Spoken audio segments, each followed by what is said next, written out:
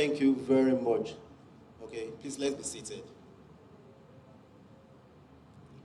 So to set the tone for the event today, I'm going to be inviting the standing troop for Lagos State Council for Arts and Culture for a presentation. The standing group, you have the floor, please.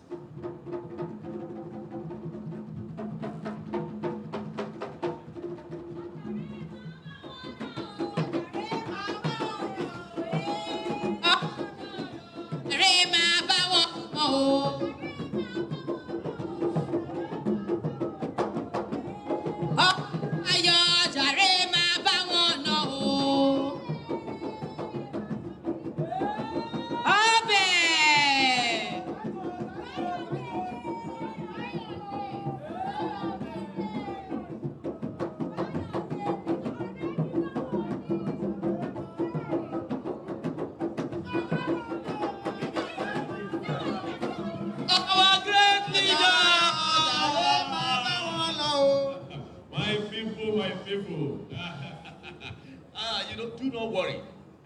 Since I've taken over the leadership and the authority of this great state, I have a mandate. I'm going to move this state to the 21st century economy.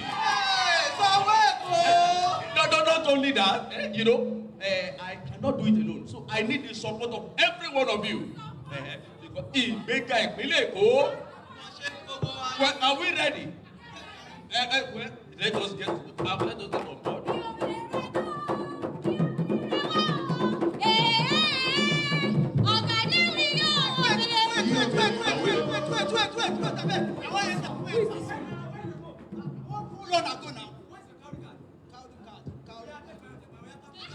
Are we ready? Okay, now. Come on.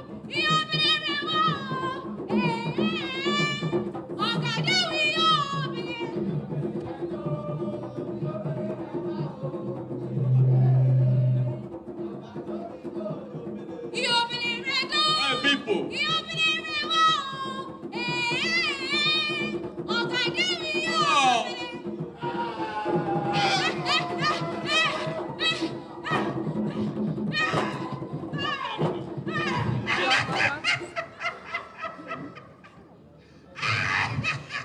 My people, please stand up.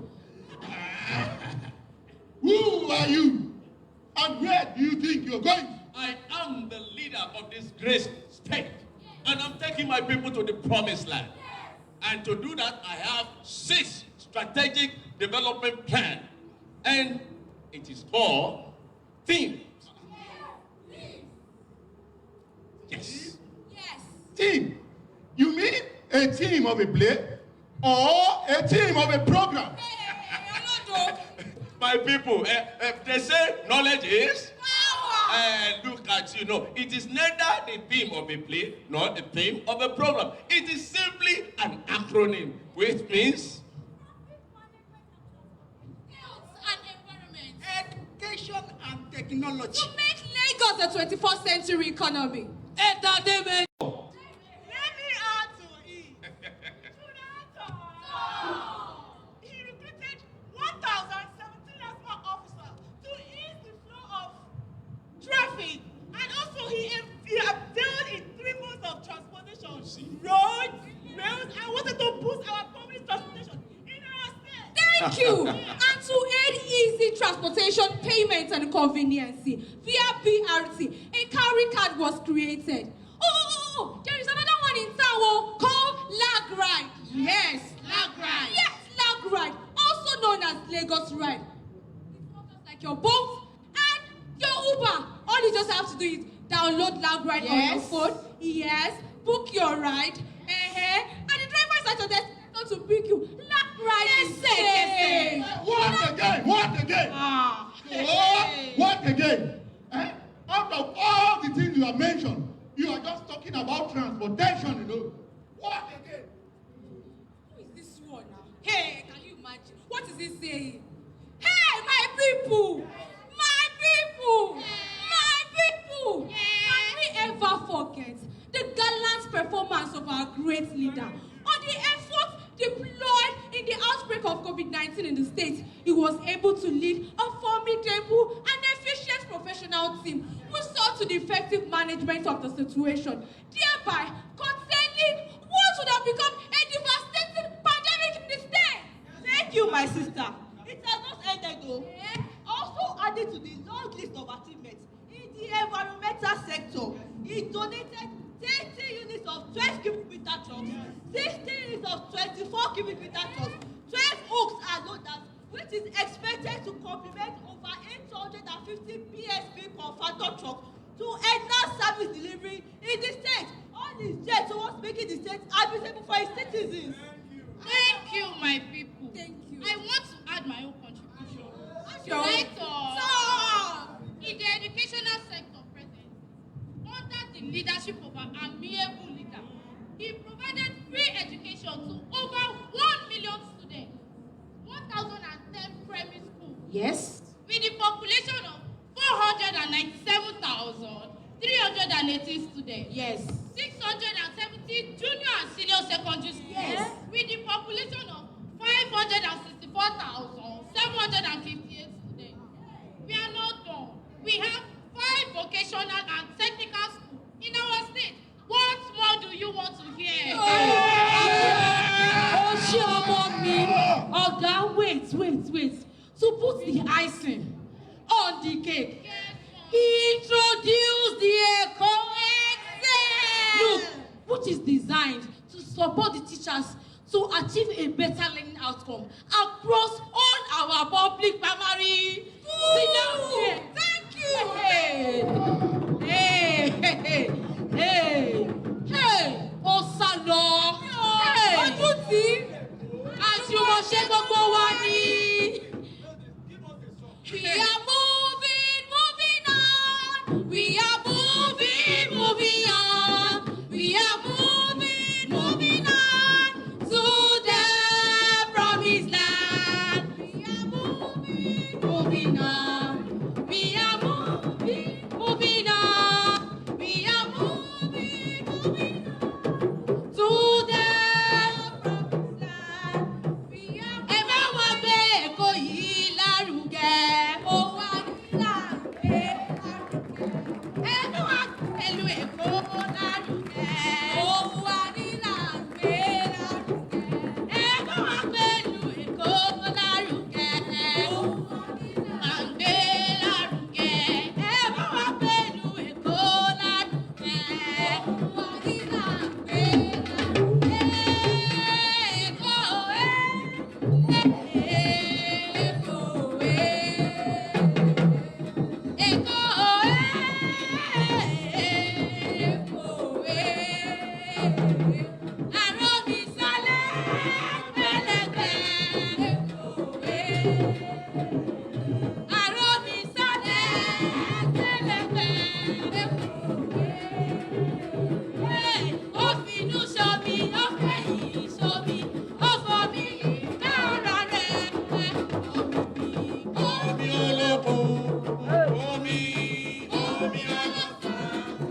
Omi ọ̀nà sùn, omi odò.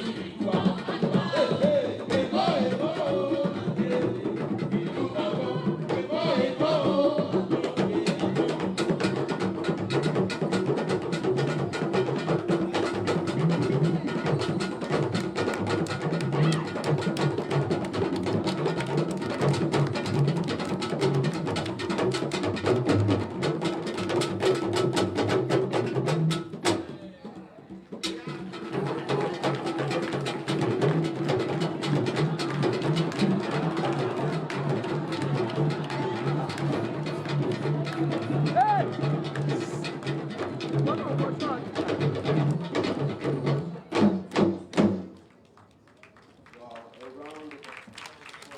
standing group for Lagos State Council for Arts and Culture. That was indeed a very brilliant performance. So we're going to be forging ahead in the program. I'm Olamide Ibrahim. I'm a state councillor in the Ministry of Justice, where I also work as a senior special assistant to the Honorable Attorney General. We're going to be I will run through the program just to give us an idea of what to expect here today. And then I will be inviting the Honorable Attorney General and Commissioner for Justice to come up for his presentation. So we're going to be first taking that presentation that I just mentioned now from the Honorable Attorney General. And then we're going to be having two sessions. The first session will have Mr. Tunji Bello, Honorable Commissioner for the Environment, Professor Akin Abayomi, Honorable Commissioner for Health, Engineer Ramide Adeyoye, Special Advisor Works and Infrastructure, and Mr. Bode Agoro. And then we'll have a short video interlude, after which we'll come back for the second session, which will feature Dr. Olufemi Okeosonyintolu, Engineer Abimbola Akinjo, Engineer Mrs. Ibilola Kasum, and Mrs. Titilola Bible Adeniyi. Without much preambles, please join me as I invite the Honorable Attorney General and Commissioner for Justice, Lagos State, Mr. Muyosore Onigbanjo, Senior Advocate of Nigeria, for his presentation.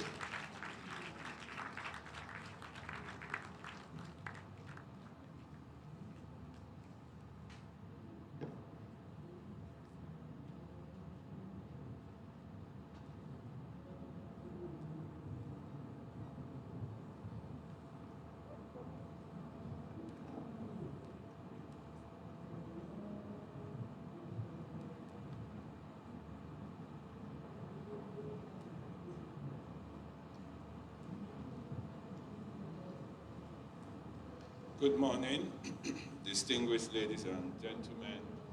You're welcome to this Lagos Showcase session at the 63rd Annual General Conference of the Nigerian Bar Association.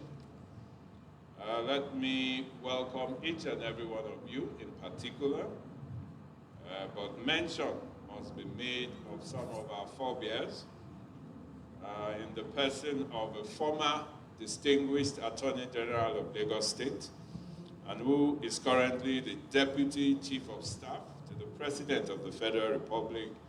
Please help me to acknowledge the presence of Mr. Ade Ikpayo.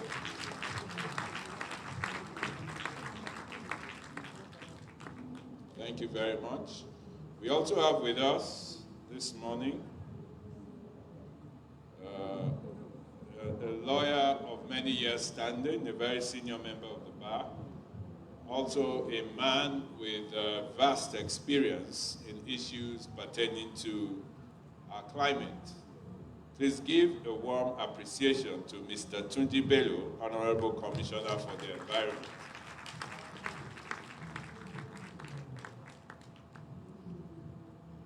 The history of COVID in Nigeria is not complete without this gentleman. He's a man whose face you all know, whose name you all recognize. Please help me to also warmly appreciate Professor Akin Abayomi, the Honorable Commissioner for Health, Lagos State. If you live in Lagos State, I'm sure on one or two occasions you will have had cause to complain about incessant construction of roads, reconstruction of roads, building of bridges and flyovers. The person responsible for finding solution to the infrastructure issues in Lagos State is none other than the Special Advisor to Mr. Governor on Works, Engineer Ramide Adeyoye. Please give her a warm round of applause.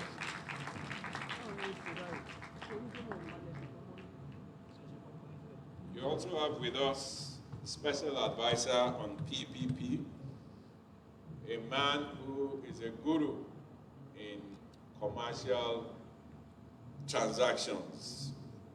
the one and only Mr. Ofwe George. Thank you very much, sir. Many a times, many of you confront me with issues pertaining to land administration in Lagos State.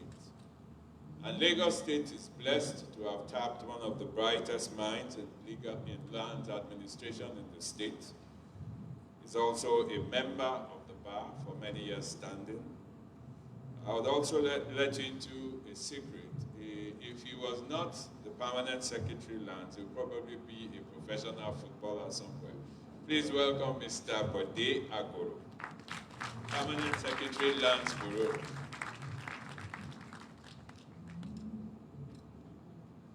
We also have the permanent secretary Lasema, Dr. Femi Oke Osoyitolu. I'm sure you see his face anytime there's an emergency in Lagos State. He leads the first responders. Please give him a warm round of applause.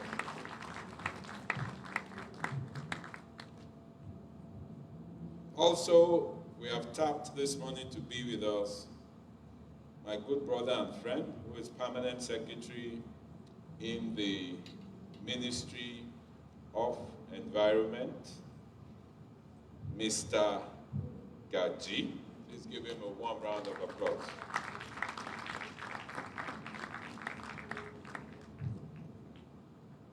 We also have, I'm sure by the time this conference comes to Lagos, maybe in another 2 years or so, most of you might probably ride to this place on a train. And the person responsible for the delivery of the first intra-city train services in Nigeria, probably West Africa, is none other than my good sister, Engineer Abimbola Akinaju.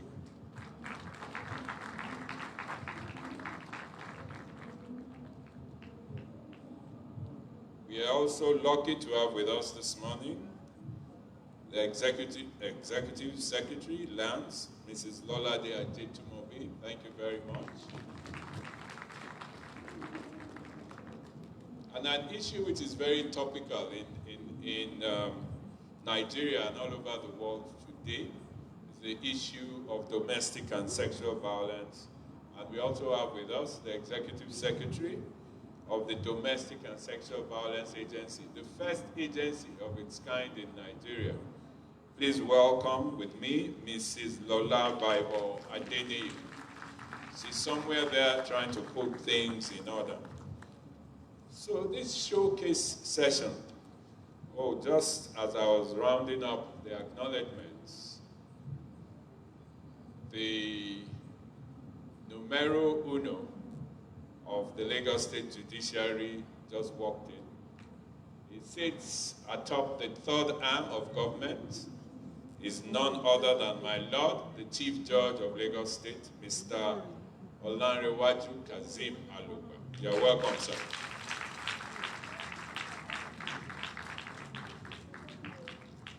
So the essence of this showcase session is none other than to let the people of Lagos State have an idea of what is going on in governance in Lagos State, the structures, the processes, the deliverables, the achievements, the landmarks, the milestones, and what the people of Lagos State can expect under the administration of Mr. Babajide Shola Sanwo-Olu. There is a themes agenda which covers all facets of life in Lagos State. And the team is led by Mr. Sanwo-Olu, and we are to carry out his promises to the people of Lagos State and to help him to achieve that objective. And so we've put this showcase together to talk to you about infrastructural development, to talk to you about healthcare for the people of Lagos State, to talk to you about transportation, to talk to you about something that is in the front burner of many lawyers, land administration, to talk to you about how Lagos handles the emergencies which we see every day. So you're driving on the roads, a truck breaks down, a building collapses, all kinds of emergency issues. We also want to let you know how we address all those issues. And so, without much ado, we also want to tell you about what the Ministry of Justice is doing. But I think I will yield the floor for now to the Honorable Commissioner for the Environment to start the conversation and to start telling us about climate change. What can Lagos State expect? What is going on? Lagos is below sea level. What are the challenges and what are the opportunities and what is the plan going forward? May I therefore, with utmost humility, invite Mr. Tunji Bello to the stage. Thank you very much.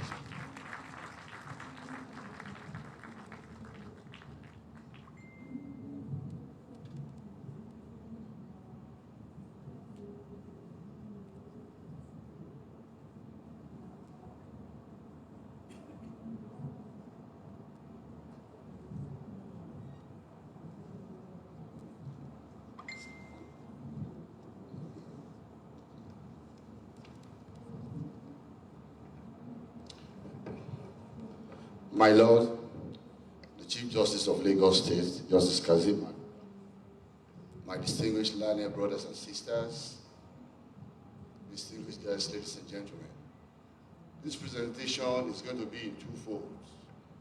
And the first aspect is to tell you a bit about the Ministry of Environment, and the second point is to tell you about the challenges as posed by the Attorney General related to climate change in Lagos. Now, basically, we all know what the Ministry of Environment does. Well, our vision and mission are well stated. Flood-free, hygienic, beautiful Lagos, to foster a clean, healthy, sustainable environment for the well-being of citizenry through the application of best practices in environmental management. Our ministerial responsibilities are well stated. I don't want to bore you with that. They are well known, as listed on the screen, and so on. But let me tell you about the structure of the ministry. Until 20 years,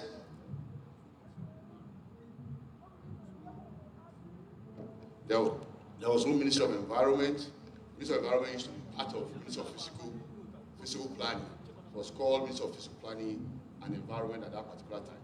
So in 2003, when the Ministry of Environment was created, and you have a full ministry on its own. And at that time, maybe the ministry basically had Loma, which was a kind of a bit moribund at that time, and so on. So we had to do a lot of rejuvenation, a lot of reorganization, and so on, and put the Ministry of Environment in proper state. So basically, as of today, the ministry, as it's structured, has two offices. You have Office of Environmental Services, responsible for managing the environment generally, and then you have the Office of Drainage Services and Water Resources. That's the engineering arm of the ministry. And they have two permanent secretaries, one for the Office of Environmental Services and one for the Office of Drainage Services. So the ministry set out a policy on environment, and also the ministry supervises the agencies as well and monitor how they do their jobs and so on. So under the environmental services, you have 5 key agencies. You have LOMA, Lagos State Waste Management Authority. You have LASEPA, Lagos State Environmental Protection Agency. You have, like I said, we call it for short, Kick Against Indiscipline, responsible for the enforcement arm of the environment. And then you have Lagos State Parks and Garden Agency, and then you have Lagos State Advertising and Signage Agency. That is under the Office of Environmental Services. Then the engineering arm of the ministry, that's the Office of Drainage Services. You have, which is responsible for managing, it's responsible for the flood control of the state. It also has some agencies under it, Lagos State Water Corporation, Lagos State Wastewater Management Office, and Lagos State Water Regulatory Commission. So those are the agencies under it, and so on. So basically, what does LOMA? We all know what LOMA is responsible for carrying all the waste, coordinating the waste collection in the state, to ensuring that waste are properly collected and properly disposed, because there cannot be collection when there is no disposal. It's like a plane that takes off, and if it doesn't land, the plane has not, there's no journey at all. So, as I remember when we were being schooled in the US about waste management, when we went for exchange program under Asiwaju Bola Ahmed Tinubu. I remember the Americans, they told us, they said, look, one of the things you must realize about waste management is that it is not enough to collect the waste, but it must end up somewhere. If it does not end up somewhere, you have not collected the waste. So, it's not enough for you to take off. So what they used was that it's not enough for you to take off, you must land. So waste collection begins from collection, but it must end at disposal. If it does not end at disposal, there is no waste collection. So LOMA is to ensure that that is properly done. And one thing we must also realize that waste collection revolves around other agencies. If waste is not properly collected in Lagos State, our drainage system cannot be free, cannot be properly done. Our LASEPA cannot properly do its job. LASA will not be effective. Even Lagos State Parks and Garden. So the responsibility is to ensure that the waste, because everything begins from waste, from your doorstep, from your kitchen, from your sitting room, how you dispose of what you eat, the dress you don't like, or the papers you want to dispose of, and so on. They are very, very important to LOMA, and so on. And they must end up properly. If they don't end up properly, they create multivarious problems in other areas. So that is what LOMA does, and it coordinates all the local governments in ensuring that these waste are properly collected and disposed at our designated dump sites. Then we come to LASEPA. LASEPA is responsible for pollution control in the state. That is, you have smokes everywhere, noise pollution from malls, from churches, from industries, and so on. That's the responsibility of LASEPA, is to ensure that you control the pollution. Even when you burnings, you burning papers and so on, and even your refuse in your house and so on, they create a lot of materials things and pollution. Also, it's also soil contamination and other things like that and so on. Just in a nutshell, it's just what LASEPA does and so on. So then you have the kick against indiscipline. That's the enforcement arm of the ministry. We have recruited, in 2003, this agency was set up basically to enforce environmental offenses and so on. Then also, you have to look at the surface of Lagos. Previously, I remember in 2000 and 2003, 2004, 2005, and so on, it was impossible for you to drive around Lagos at that time without being blocked. If you are driving, either an advert is placed somewhere or a billboard is placed somewhere and so on. Somebody has placed something somewhere, so that they kind of create a bottleneck for people and so on, and distort the surface of Lagos, in the sense that if you are driving, you will not be able to see the next corner. Everyone places billboards at different corners as indiscriminately as they like. So there was a need for us to actually regulate that and put in proper context. Even advert display is done anywhere. Banners is displayed anywhere. So the essence of creating that agency, Lagos State Signage and Advertisement Agency, was to regulate how those things are properly done. And so on. And that is why you have LASA, where you put your billboard, where you place your banners and so on.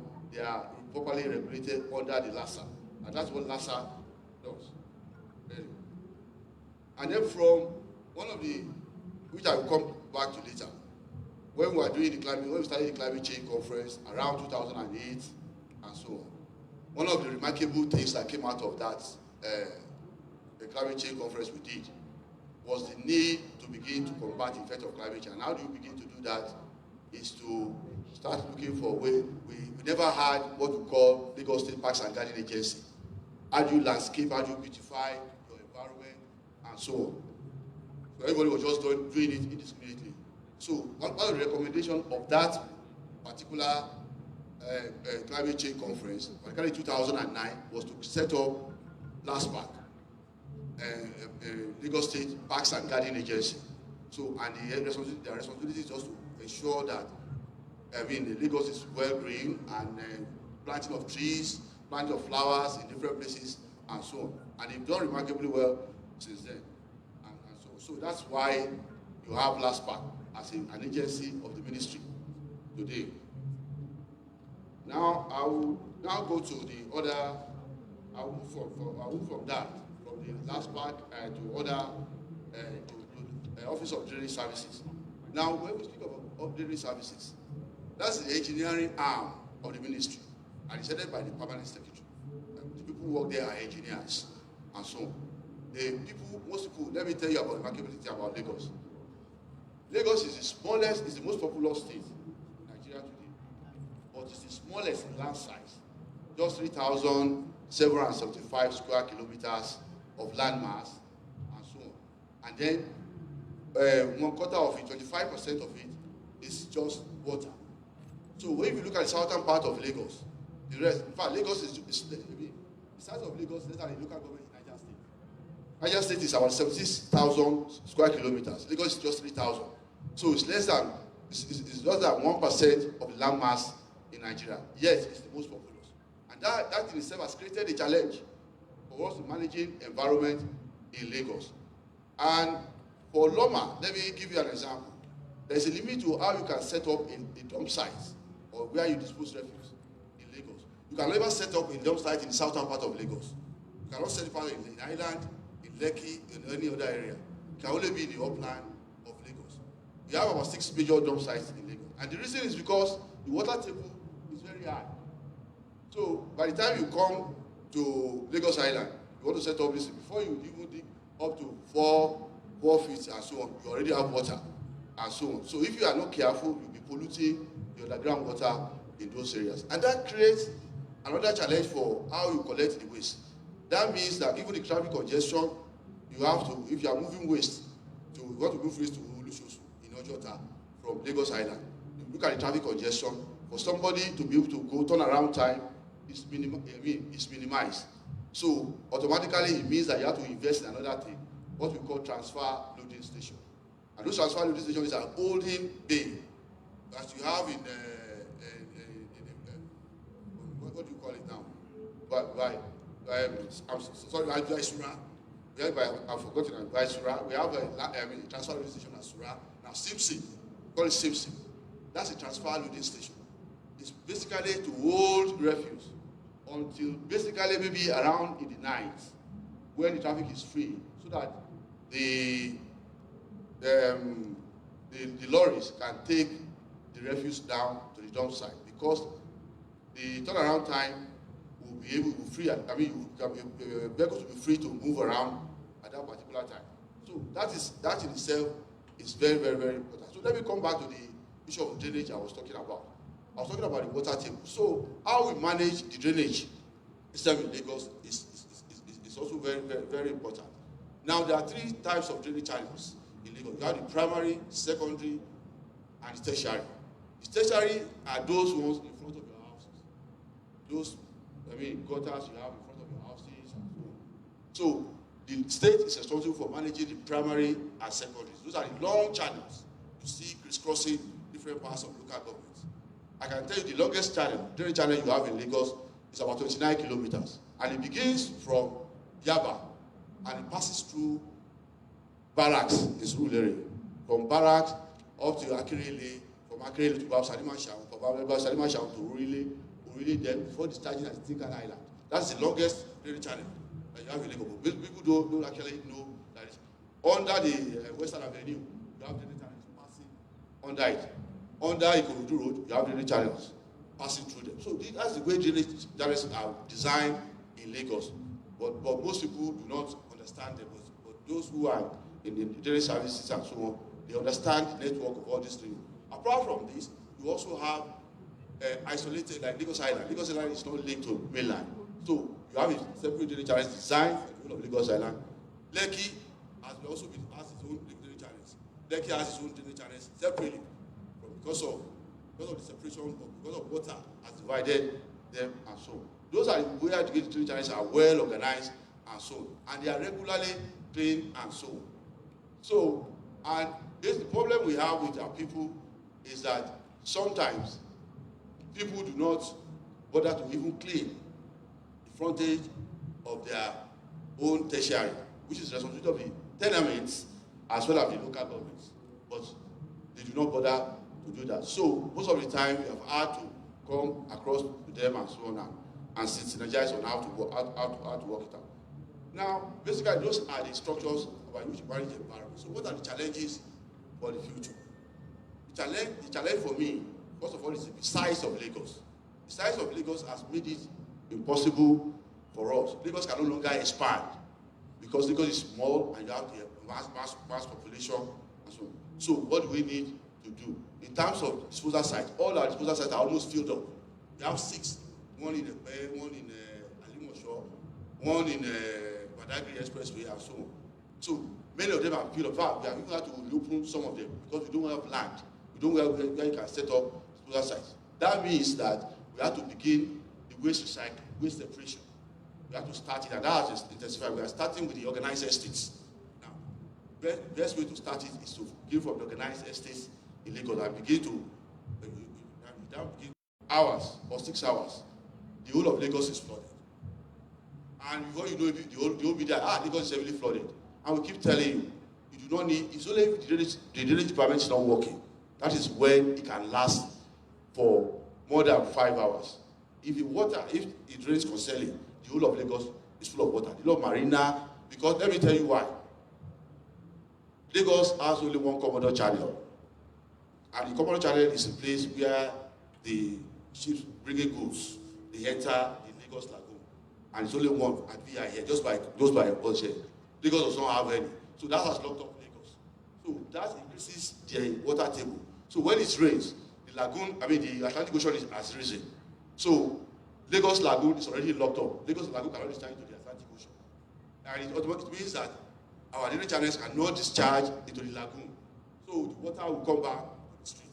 So if you are very patient, after about 6 hours of rain or 8 hours of rain, you can be sure in the next 2 to 3 hours, if your drainage channels are working, the water will go. We've always told people, but sometimes people are so impatient. They say, the water, Lagos is flooded. But I say, no, Lagos is not flooded. Flash flood is different from flooding. If you have serious flooding, it could last you for more than 2 days and so on. So our ability to manage that, people must make people to understand how the water network, the drainage channels in Lagos works very well. So, and this is one of the public enlightenment that we must let our people know that, look, the Lagos cannot be flooded once you have a drainage channel, when you have a drainage department that is on top of its job and so on. And if you have massive rain and so on. We have seen what has happened in India, in Turkey, in Germany, in Britain, even in US. We've not experienced it. We have disastrous flooding that taking the lives of people and so on. Lagos has flooded, flash flood, and so on, and that has not happened. So for that reason, and I think we need to make our people understand that we need to be patient. So let me just stop by here and thank you.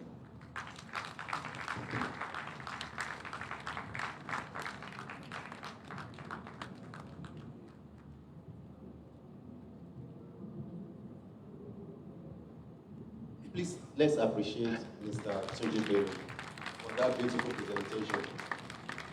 Thank you, sir. So I'm going to be inviting Professor Akin Abayomi, Honorable Commissioner for Health, for his presentation. Now, as Professor Abayomi comes up, may we also have upstage Engineer Aramide Adeyoye, Special Advisor Works and Infrastructure, and Mr. Bode Agoro, Permanent Secretary, Ministry of Health.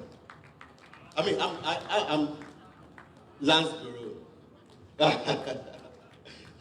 Thank you very much, sir.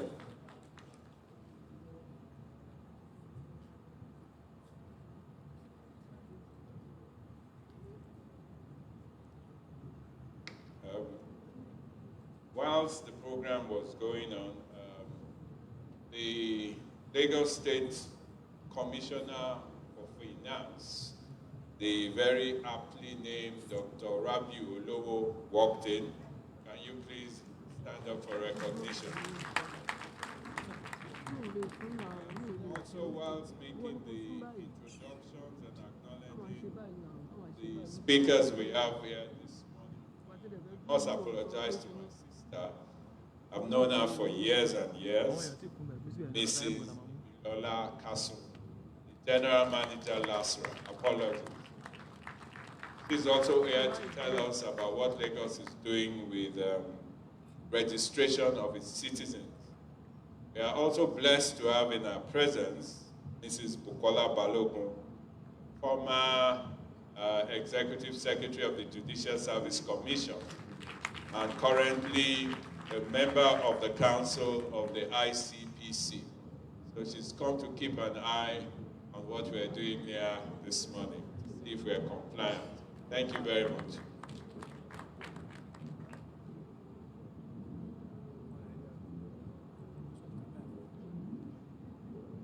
Thank you very much, Attorney General. And in the interest of time, permit me to stand on the very well-established protocol. May I have my slides, please?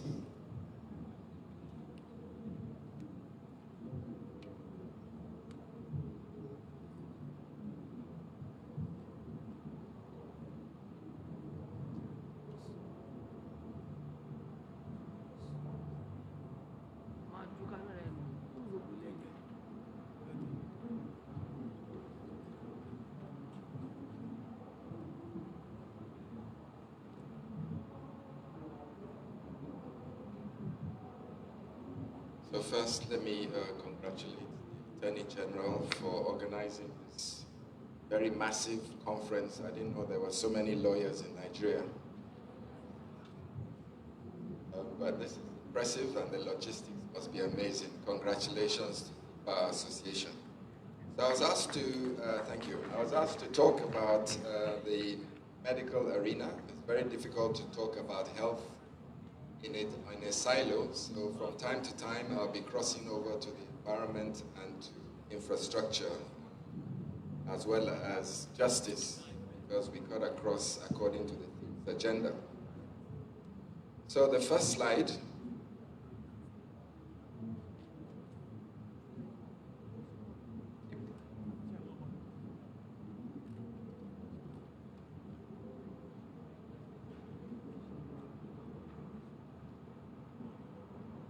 All right. So we all know that Lagos is now fastly evolving into, keep pressing the slide, please. It's fastly evolving into one of the economic magnets of Africa. And I think as a result of very strong successive leadership in the state, we've now achieved the attribute of the fourth largest economy in Africa. Lagos is almost behaving like a small country, a powerful commercial enterprise. As a result of this, we have had to drive the strategies of Lagos along several ministerial lines, especially issues around environment, transport, security, housing, and healthcare. Next slide. I think one of the reasons this has happened and why Lagos has been so successful is the succession planning. And on the bottom there, you will see myself and the two successive commissioners of health, Dr. Leke Piton and Dr. Jide Idris. And one thing I can say is that we have never dropped the ball with any project. Every project has continued from dispensation to dispensation. This is important because it shows continuity, it shows that there is one long strategic plan, and that we are not wasting taxpayers' money by developing projects that fail to see the day of light. So the objectives of the Lagos State Ministry of Health are very clear. They're in line with Mr. Babajide Sanwo-Olu's agenda, which is regulation through policy and legislation, enforcement, central planning, through both public and private sector engagement, global benchmarking and domestication of international treaties, creating an enabling environment, very importantly for the private sector, and always ensuring public protection. So we all know the attributes of Lagos, the city that won't stop growing. Next slide. And this is the health infrastructure that I inherited from my predecessor, Dr. Jide Idris. It's comprised of over 300 primary healthcare facilities, about 36 large general hospitals and 1 teaching hospital. And it has several agencies and regulatory agencies. So we have the Lagos State Insurance Scheme. You just heard us in the plenary session talking about the insurance scheme and how important that is. And of course, our regulatory agencies are HEFAMA, which makes sure that we're practicing according to international best practice in medicine. Next slide. So, because the city is expanding exponentially, moving in, developing a lot of vulnerabilities to population, pandemics, environmental toxicity, and as you just heard, climate. So our job is to protect the city from these existential threats. And we've done that consistently through laws, policies, projects, and obviously the final outcome is to ensure that the human capital, something wrong with this monitor. Let's flip around. That the final outcome is a strong human capital resource that's going to drive Lagos State into the economic status of, some people say that Lagos has the attributes of the Asian tigers. I prefer to call them the African leopards. So Lagos is positioned to compete with countries like Hong Kong, Singapore, and many of our Asian colleagues because we have the building blocks that make us potentially a very successful economy. Next slide. Next slide, please. Okay, so some of the things we've done are obviously establish the health sector reform law as far back as 2006. Subsequently, in 2022, we are now reviewing the health systems, and at the end of this health systems review, we're going to make recommendations to revision to the health sector reform law, which is comprised of a very large number of laws that help us provide standard health care to our citizens in Lagos. Next slide, please. So what is this new dispensation doing that is different from our successive governments in Lagos? Well, we're driving some new and interesting policies. The first policy is the blueprint agenda that is in keeping with developing all our medical facilities according to a design protocol that keeps in touch with the climatic attributes of Lagos State. We're also making sure that we're including private sector in a lot of our deliberations, and we are driving a very strong digital platform in the health sector. And finally, we are developing a sustainable climate health agenda, not just for the Ministry of Health, but in Lagos State in general. So let me just focus on a few of our capital projects.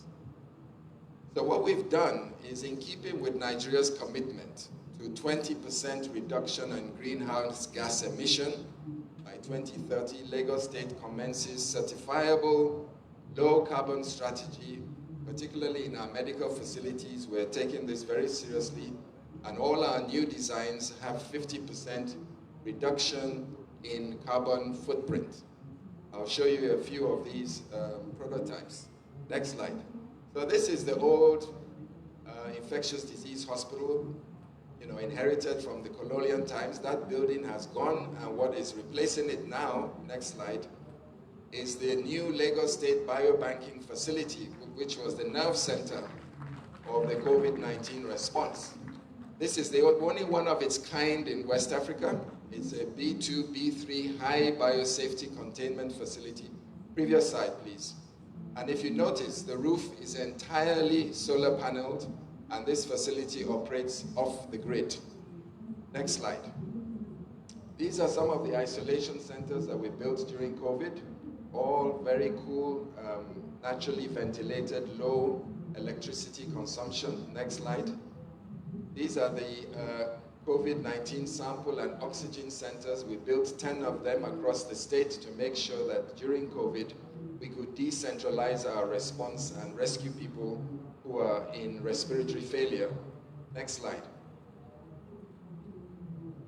So we built 3 oxygen plants because our demand for oxygen was exceeding our supply, and I'm glad to say now that we've reached about 250 large cylinders a day, and that is our capacity in Lagos, which is what helped us tremendously during COVID-19. Next slide. So our new general hospitals, we have a blueprint. They're cool, they're designed for function and flow, for infection prevention, and the first of this prototype is the new Massey Street General Hospital, which is currently in construction on Adeniji Adele, and this is what it will look like when it is completed in about 12 months' time. Next slide. This is an aerial view of that new Massey General Hospital. Our primary healthcare facilities, of which we have about 300, are a very major concern to us. So we've designed them to be very, very low carbon utility, very cheap on energy, very cool, and a lot of attention to infection prevention control, since this is going to be the bedrock of the healthcare delivery system in Nigeria. This is what the inside of it looks like. You can see that it has a very open plan, and patients can sit around without being congested in waiting rooms. We believe that over the next 5 years, we'll be able to replace all our PHCs with that prototype. This is the Ojo General Hospital, a brand new hospital located next to LASU, 280 bed, in construction, hoping to be completed in the next 9 months as well. Next slide. This is the permanent isolation facility that was designed for us. We are about to develop it into a permanent design, which we are going to hopefully start construction, next slide, in the IDH Infectious Disease Hospital in Yaba. You can see the open plan is perfectly designed to make sure that patients are not able to transmit infections and contagion to both staff and other patients in the facility. Next slide. We're doing something very bold in Lagos. It's called the Infectious Disease Research Institute. It's a very large facility that's going to house all 3 levels of biosafety laboratory, biosafety facilities. We will include a BSL-4. There is only one BSL-4 in Africa. It's located in Johannesburg, and this will be the second BSL-4 in Africa, where we can keep and maintain very dangerous pathogens. It is also a very low carbon footprint design. You can see the cross-section of the design is going to have a 50% reduction in carbon footprint. Next slide. The knowledge economy. Next slide. We all know that modern science is advancing very quickly, and we're moving into what's called the discovery or the knowledge economy. We're moving away from mineral resources to discoveries and to research and development. Next slide.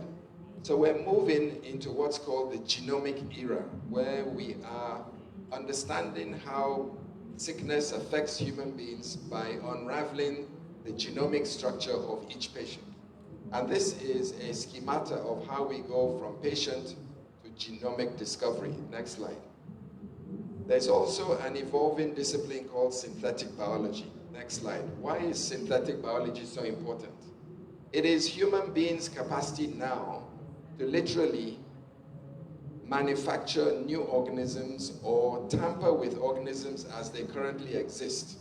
A lot of people think that some of the pathogens that are circulating right now around the world have been tampered with by scientists in very high-level biosafety laboratories.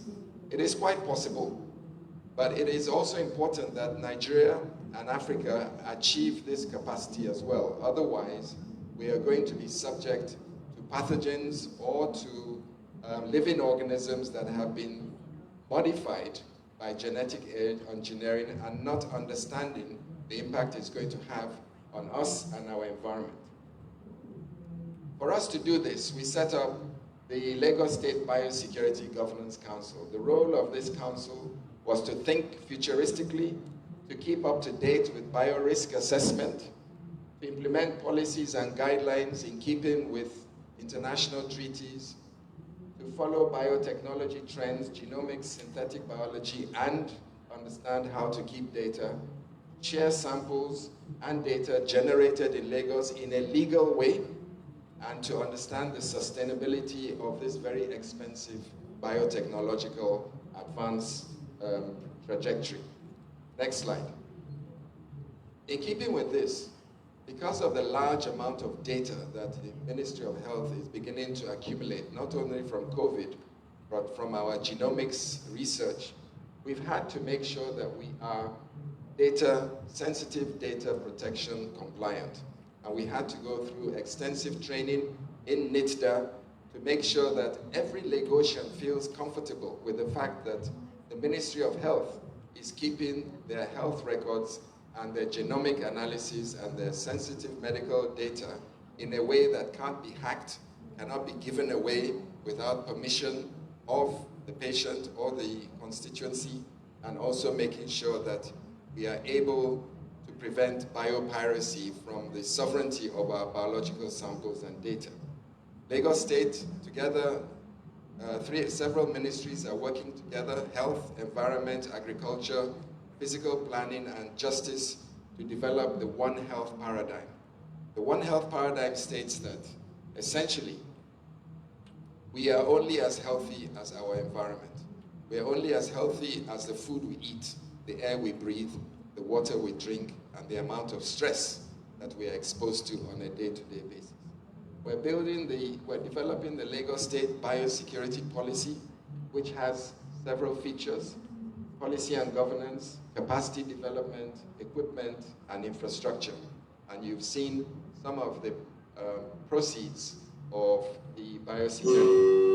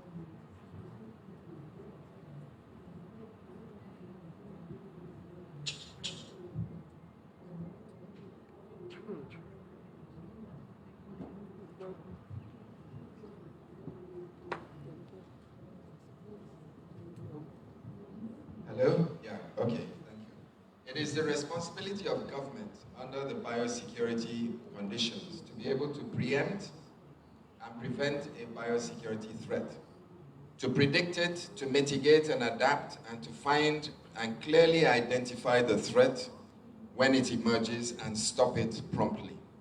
We must restore calm and civil disruption and avoid economic collapse.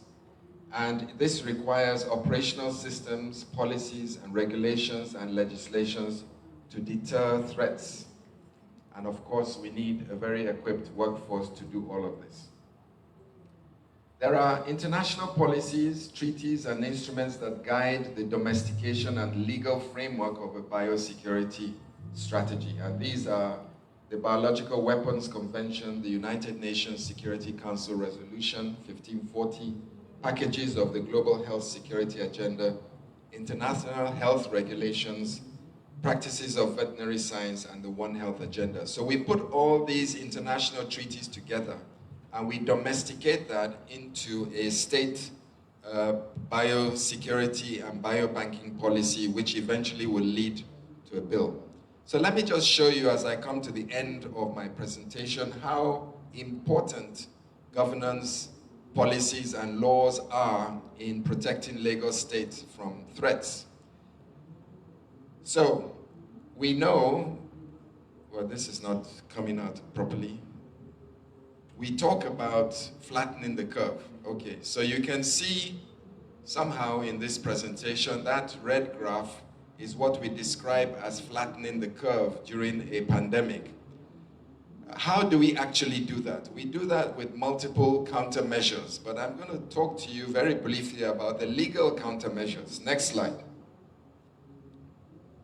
So we developed 2 policies, regulations, and 1 law during COVID. It was the Lagos State Infectious Disease Regulation 2020 and the Lagos State COVID-19 Law 2021, which were promulgated to make sure that it gave government the powers to ensure that COVID was not going to decimate Lagos.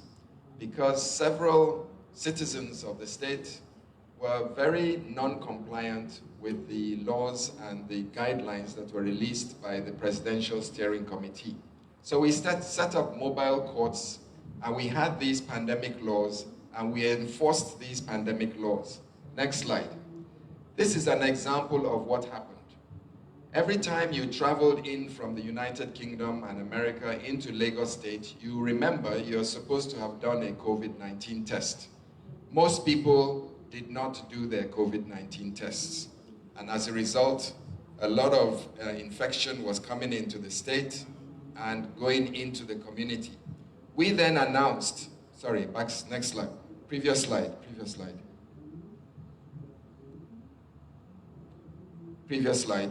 We announced that we were going to impose sanctions on anybody that was non-compliant with their COVID-19 testing. Within 2 weeks, the testing doubled in Lagos. Next slide. As a result of this doubling of testing, we were able to identify a large number of positive people and subject them to home isolation.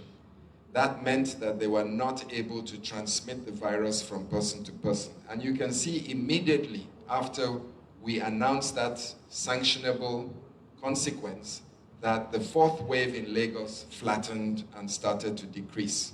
And this is an excellent example of how you use the law and policies and guidelines to protect community. Next slide.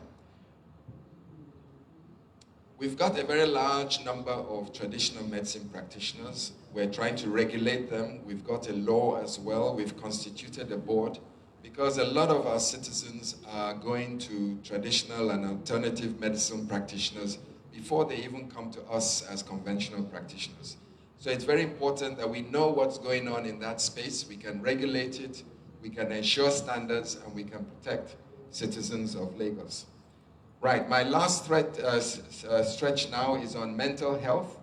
If you recall, the last law we have in this country was in 1920. It was called the Lunacy Law, and this law sought to just extract people who had mental illness out of society.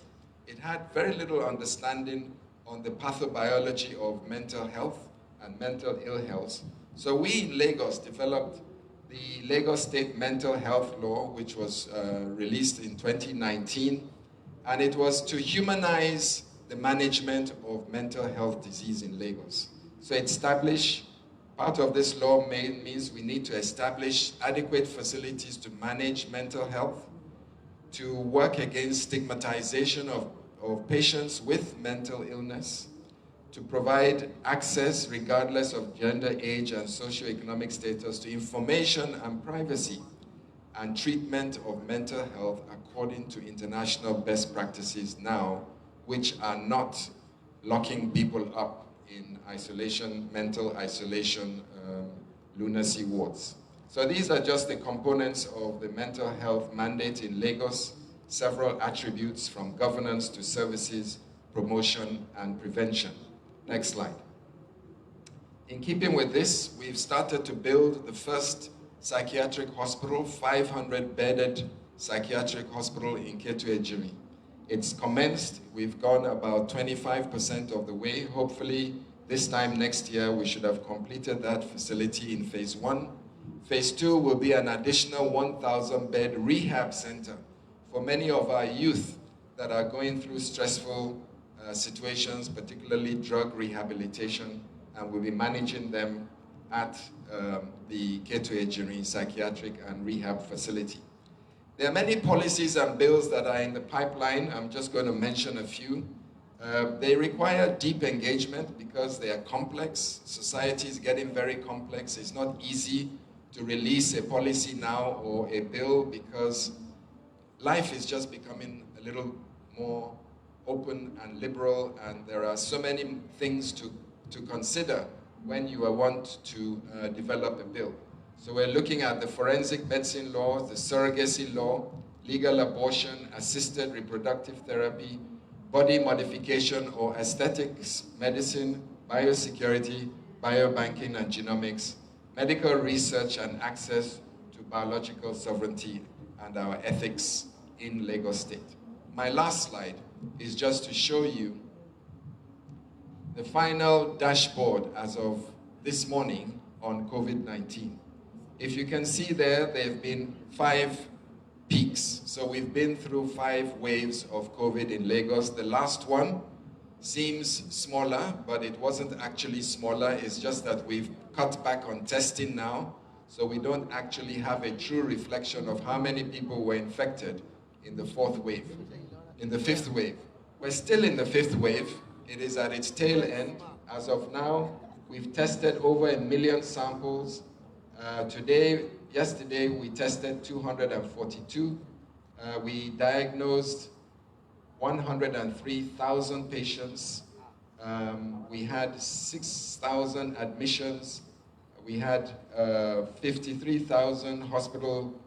5,000 discharges. We had 15,000 patients managed by digital technology in home-based care.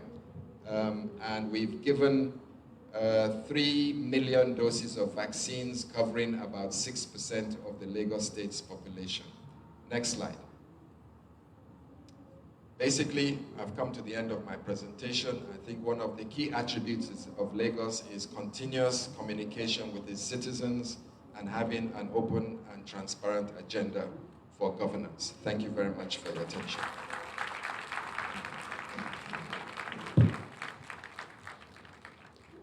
Thank you very much, sir, for that enriching presentation. And you will all agree with me that this is why Lagos is working. We know what we're doing it, and that's exactly what we do. Those of us who are lawyers are aware of the legal maxim, nemo dat quod non habet. The reason we do what we do is because we have it. Thank you very much, sir. We're going to be, thank you, sir, thank you. So we have gifts that we have carefully packaged for the audience, and we're going to be giving that out through a raffle draw. So I'm going to be asking members of the audience to please drop your cards or write your name on a sheet of paper, pass on to the ushers. They will come to collect them in a short while from now. We're also going to be taking questions, but unfortunately we won't be able to take any verbal intervention. So if you have questions, you could just note them on a sheet of paper and pass to the ushers for those who are up on the stage at the moment. So to take us further into this program, I'm going to be inviting the Special Advisor, Works and Infrastructure, Engineer Mrs. Aramide Adeyoye for her presentation.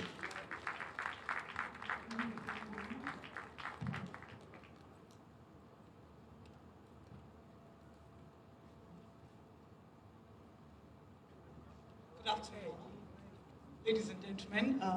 I've been told I have just nine minutes to present, but I'll try and restrict. So, Ministry of Works and Infrastructure. So my presentation is in 7 parts. There's a preamble section, the slides, please.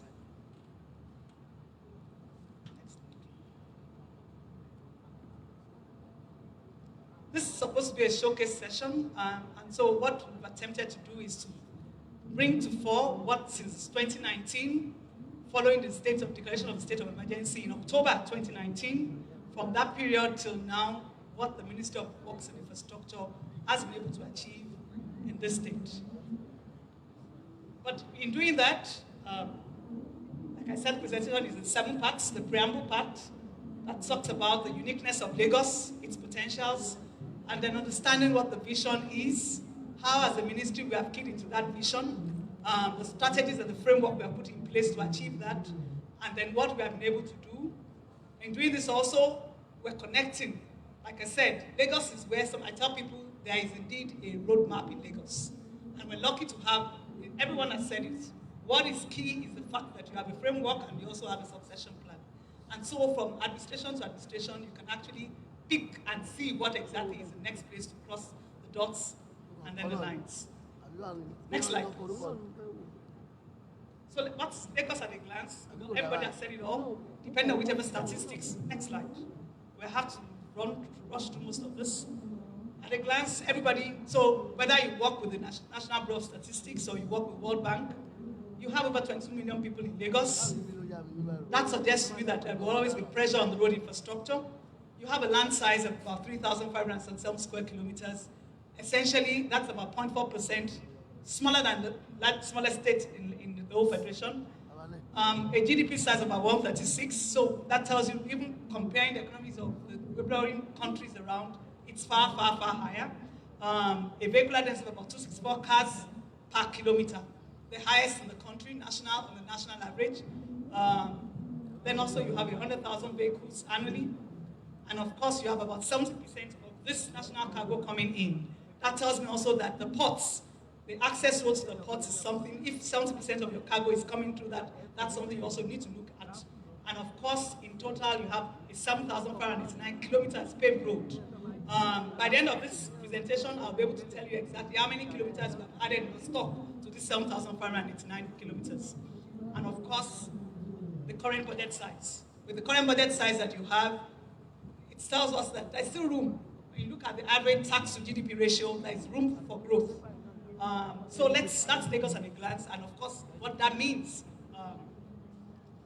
So Lagos plays a pivotal role in the nation's economy. The GDP accounts, all of these are basics that I think everybody of us we all know.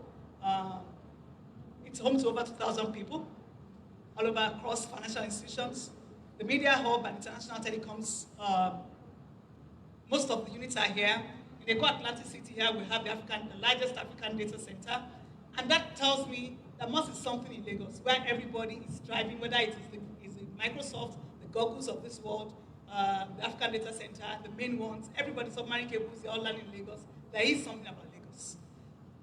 West Africa's all GDP, so national power energy, and then 29 industrial estates, and of course, home to the nation's capital. So, what's the vision? As a state, we have a vision. Next slide. We'll have to rush through this.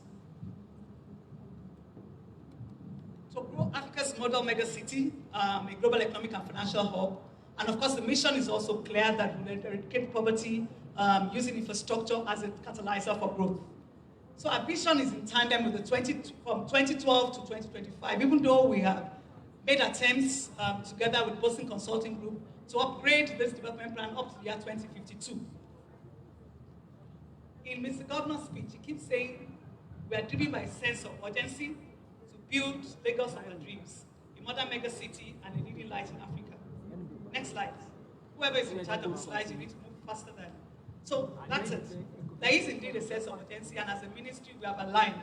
We have aligned with the sense of urgency. Like I said, in October 2019, we did flag off and say there was a state of emergency on the roads, and we must indeed stabilize and then grow and move forward. So what's the framework that we'll use? Given the team's agenda, next slide, please. Next slide. So the framework is clear, as encapsulated in the team's agenda in the pillar T. This ministry sits on the pillar T, and then of course providing for the public transport. Next slide.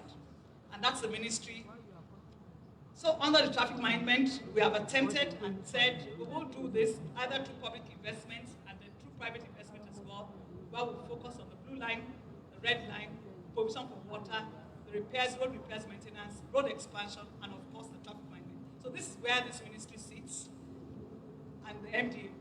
So the pillar T, I'll now go on to the next slide. So the vision of this ministry is clear. We'll be strategic in our orientation, and of course our maintenance culture, and then of course accountable to all. And at the same time, we'll be responsive to environment. So the needs in responding to environment, how exactly will we be building our roads, that they will be sustainable, we do not go back to the same thing over and over again. More importantly, also we'll be technologically driven. How would you, the kind of apps that you would do, how would you identify potholes, and then the scientific results that you would do into building the road pavements. So the core values are clear. We'll be very professional in the way we work. Teamwork is key, and collaborations with other ministries. Transparency and accountability, of course, responsiveness, and then excellence, building a spirit of excellence and fairness. Waste and refuse leading to flooding, underutilization of the waterways, and then the weak modal integration that we do have. Inefficient use of, next slide, inefficient use of overhead pedestrian bridges, decongesting the upper ports, inadequate feeder roads, no appropriate modes of mass movement of people, lack of robust platforms to attract organized private sector, companies in transport sector, inadequate strategic link roads, and then making public transport seamless. So we then decided we'll run with the quick wins. So what are the quick wins that we'll do? Within the first 100 days of this administration, one of the things that we said to ourselves was the public works, we get the public works to function. By the way, the public works, there are 4 agencies under the Ministry of Works. So you have the Public Works Corporation that has in its stead 3 asphalt plants located, one at Ododubaga that most people know. Then you also have one in Badagry, and you also have one in Mutab. The installed capacity of each one of them, functional as of today, is 160 metric tons per hour, both the one in Badagry and in Mutab. The oldest plant, of course, is the one in Ododubaga that runs at about 120 metric tons per hour now. So within those first 100 days, we'll try to fix all of the, within the rainy season, we'll try to fix all of the potholes of the road, stabilize the road into give it a sense of seamless normalcy, and then the palliative works on the Lagos-Badagry Expressway. The next slide, please. Okay. So we'll ensure the repair and cleaning of the drainage, even though that's in the purview of the Ministry of Environment, but we did, so we also have a gang in the PwC that does intervention as at when due. But more importantly, we said we'll complete on the short term the strategic ongoing projects. We'll do also the urban regeneration under the urban regeneration projects. So in the short term, we will do across all the LGAs, urban regeneration projects. We'll, of course, collaborate and then reevaluate the viability and traffic operations of having the 4th Mainland Bridge. So we began the studies of the 4th Mainland Bridge. We'll commence procurement process for the consultancy work on the Lagoon and the regional road highways. We'll review the consultancy work for the Maryland Bridge, and then we'll commence procurement of lots 2B and 2C of Lagos-Badagry Expressway. Next slide, please. The airport road will finish and conclude all of the works on the airport road, conclude also the Penn Cinema, conclude the 31 network of roads, and then go on to Lagos-Badagry Expressway, and then do the 40 road projects that were outstanding in the last administration, and then replace the 10 wooden bridges and expansion of the bridge. So on the long term, what have we done? Or what do we intended to do then? We'll complete under the Lot 2B and C, the Lagos-Badagry Expressway. We'll also see to the conclusion of the Agric-Ishawo road bridge. And this road is very important because it will actually connect to the Lagos-Abuja highway. We'll commence the implementation of the Beduleki-Etiosa Regional Road, phase 1, and then we'll commence the construction of phase 1 of the link road from Okpebi Mende to Ogudu, and then construction of the Ijagemo / Ijedodo Road in Alimosho, and the construction of Akakeberi in Old Ojo Road, and construction of Shasha Link Bridge and the airports, behind the airports. We also will see to the expansion of Ikotu-Egbe Road. So that was our plan at inception. And in doing this also, like I said, you've aligned your vision together with the framework, and I'll seize this opportunity now to present the legacy projects of this administration. So you have the 4 legacy projects of this administration being run by the Ministry of Works. Number 1 is the Lagos 4th Mainland Bridge. The second is the Lagos Expressway. The third is the Lagos Regional Road. And the 4th is the Lagos Okpebi Road. So the Lagos, the first and foremost of it, is the 4th Mainland Bridge. And I'm glad that the SAPPP is also here. As I speak to you, as at yesterday, all over the newspapers and all of the dailies and on the radio jingles. You saw the ESIA come out for inspection for the next 1 month is available so that people can pass this ESIA and go on to our RFP stage to get into the close of the Fort Mainland Bridge. And of course, you know that we started. So this gives you a schematic description of exactly where we are on Fort Mainland, because that's what everybody is always conscious to say. Where are we as a government? We're determined to see to this. The phase 1 of it, we have passed through the phase 1 of it. That's where we've done the feasibility studies. That's completed. Phase 2A, we are also done. The arrow, go back to this previous slide. You will see the yellow, exactly where we are now. And that's why I said we are very much on course by this framework. As of yesterday, all over the dailies, you had the ESI report published to the public for people's comments, observations, and all of the rest. So we need to get to phase 2B, 3, before we get to phase 4, or get to close. Next slide. So, in the same manner, this slide gives you the framework of exactly what we're doing on the Fort Mainland Bridge. The step 1, like I said, was expression of interest. Over 51 people did tender. The step 2 is after we must have sieved out, and we had 32. And issue also the request for qualification for contractors. And then we passed the step 3, and we're between step 3 and 4 as at to date. We hope to reach a financial close, hopefully by end of the year, so that we can at least get to start this project in the lifetime of this administration. So the second legacy project is the Lagos-Lekki-Ekpe Expressway. This is an 18.75 kilometer road in rigid concrete pavement. And it's not difficult to understand why we went in this direction. Hitherto prior to this one, the pictures. So you see that the deep sea port, everybody talks about the deep sea port. As a government, we were quite realistic with ourselves, and then also very anticipatory to say, if this deep sea port goes on, with this road that is bad, next slide, with this road that is bad, for you to have, that's the state of the road when we came on board. Number 1, the road had not survived. In 40 years, you had a flexible road. You had drained, assuming that it would percolate in the normal way. There were no drains. And then that's a corridor that over time people had built on that corridor. So you had so many things against this road. It had totally failed. The pavement, the base was bad. It was a total reconstruction. And so we decided to do things differently.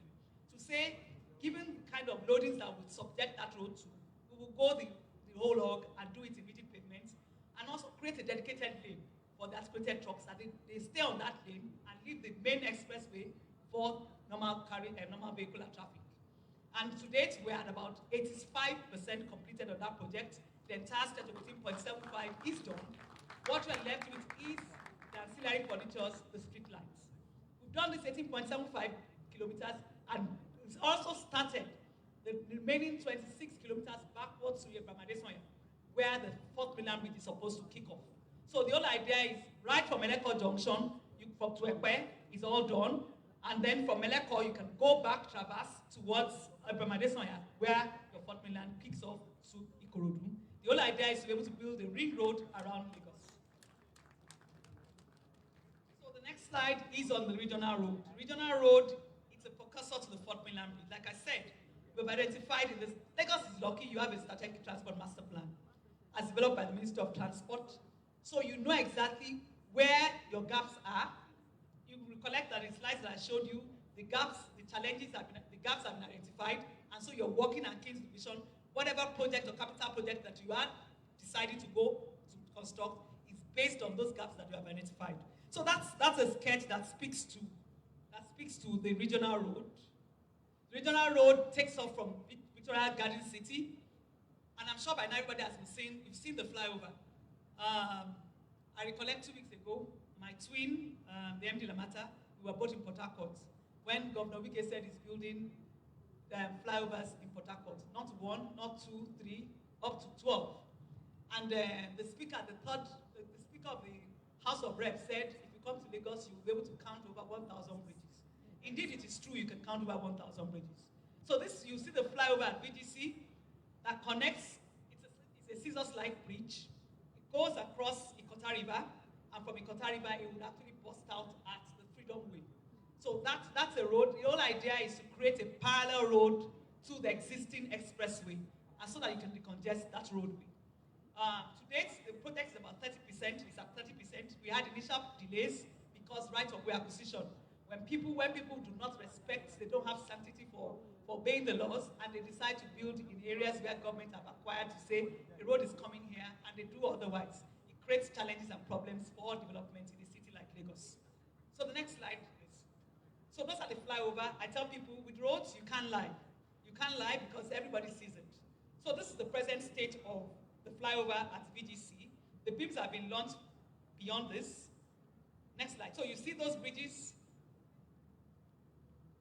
So this speaks to so this is the fourth of the legacy projects. That's the Okpebi Mende bridge that connects Odota to Okpebi. A lot of people will understand, and I'm sure people can resonate. This resonates with so many people here. You oftentimes, when you're going to the airport to catch up your international flights, you are forced to either hop on or find a way to get to the airport because the road is oftentimes blocked. There's a in the STMP, there's a missing gap. The missing gap is a connection, there's a dotted line that you have there that has not been implemented in 20 years. And so for this administration, one of the first sets of things that we said to ourselves was, this gap, we need to fill it. That's a red gap, and that's why you see the bridge coming from Ojota going towards Okpebi. So that when you leave Okpebi or you are going to the third Axia Road, you do not need to go all the way to come out at 7 up, find a way to come back, because you can just take that, you go under that bridge, and you can just cross across to the third Axia. In the same manner, when you are coming from Odota and you are going somewhere else to Oregun, you can always take that bridge and you take it. So you also, next slide. So it's supposed to be a 2.89, almost 3 kilometer roadway and bridge. That is about 7% as I speak. The piling work to date, about 44 piles have been done. Large diameter 1.5 meter board piles. The work is progressing on as planned. And I'm hoping that maybe come May, June next year, it might be one of the first set of projects to be able to see formal commissioning. Next slide, please. But there are other ongoing projects. So apart from those 4 legacy projects, there are other ongoing construction work and rehab that has been recently completed or ongoing on bridges, on roads, on jetties and buildings across all the 20 LGAs and 35 LCDAs. One thing is clear. It's not as if you're concentrating your development across. The whole idea is make sure that Lagos is sorted for every strata, every sector that you take, every local government, you can bring uniform development across. So the urban regeneration that we're talking about is all across all of them. So you have urban regeneration going on in Ikoyi, in Alimosho, in Shomolu, in Ikoyi, Victoria Island. So the whole idea is when you make sure that every area uniformly develops, people, the clusters that you get people concentrating development in a particular place would actually go off. So these are the bridges. This is Penn Cinema before. Penn Cinema is a 1.17 kilometer bridge, finished and completed March of 2020. That has been finished. Next slide, please. So this is in Abjeromi Felodu, where you have the bridge in Lot 2A. This is Akinwande. It's called Akinwande Bridge, Amuodofi. It actually, you can take the bridge and then traverse and go on the Paposode Expressway. It's about 70% completed. I'm hoping that, hopefully before end of the year, the Chinese will actually get close to finish. If at all there is anything outstanding, will be the road furnishes that will be there. The next slide, this bridge is about 85% completed. That's the one at Alakija Bridge. The second, linking the second Avenue Alakija Bridge is about 85% completed. This picture speaks to the present state of the bridges as at a week ago, so they're quite fresh. Next slide, please. So this bridge here is at Yanoiba. That's where you have the Ojo Hospital, close to the hospital, and then you have the Lasso campus there. It's also about 75% completed. I'm sure you'll all agree with me that it's not only in Port Harcourt that you have flyovers. So this is Yanoira Bridge. Yanoira Bridge was open to traffic 2 Saturdays ago.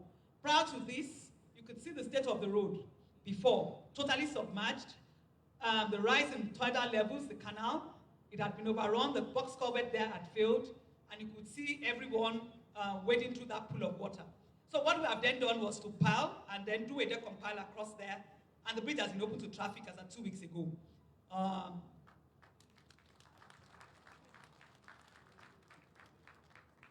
This bridge is in Obashekumade, together with the Minister of Environment, we have collaborated with them.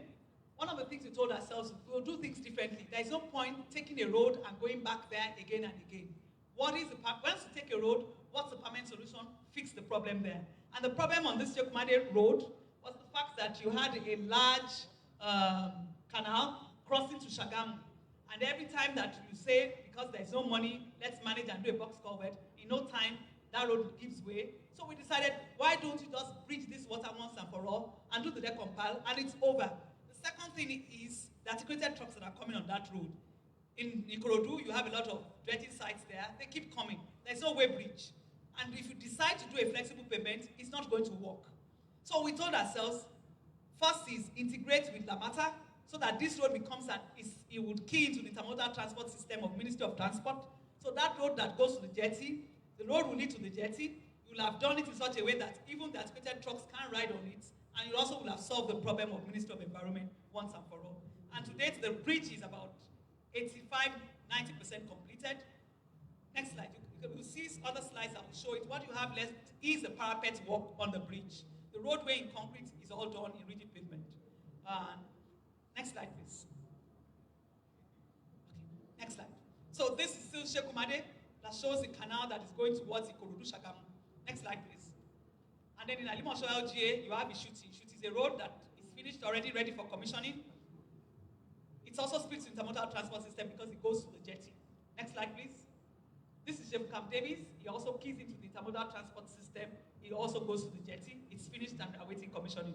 Next slide. And so this speaks to the urban regeneration projects in Etiosa. You have roads like Latif Jakonde, finished, commissioned, completed. Next slide. This is also in McDonald Koi, finished, completed, commissioned. Next slide. Next slide, please. Thompson. Next slide, next slide, next slide. Next slide. This is in VI. These are urban regeneration projects in VI. This is Badagry.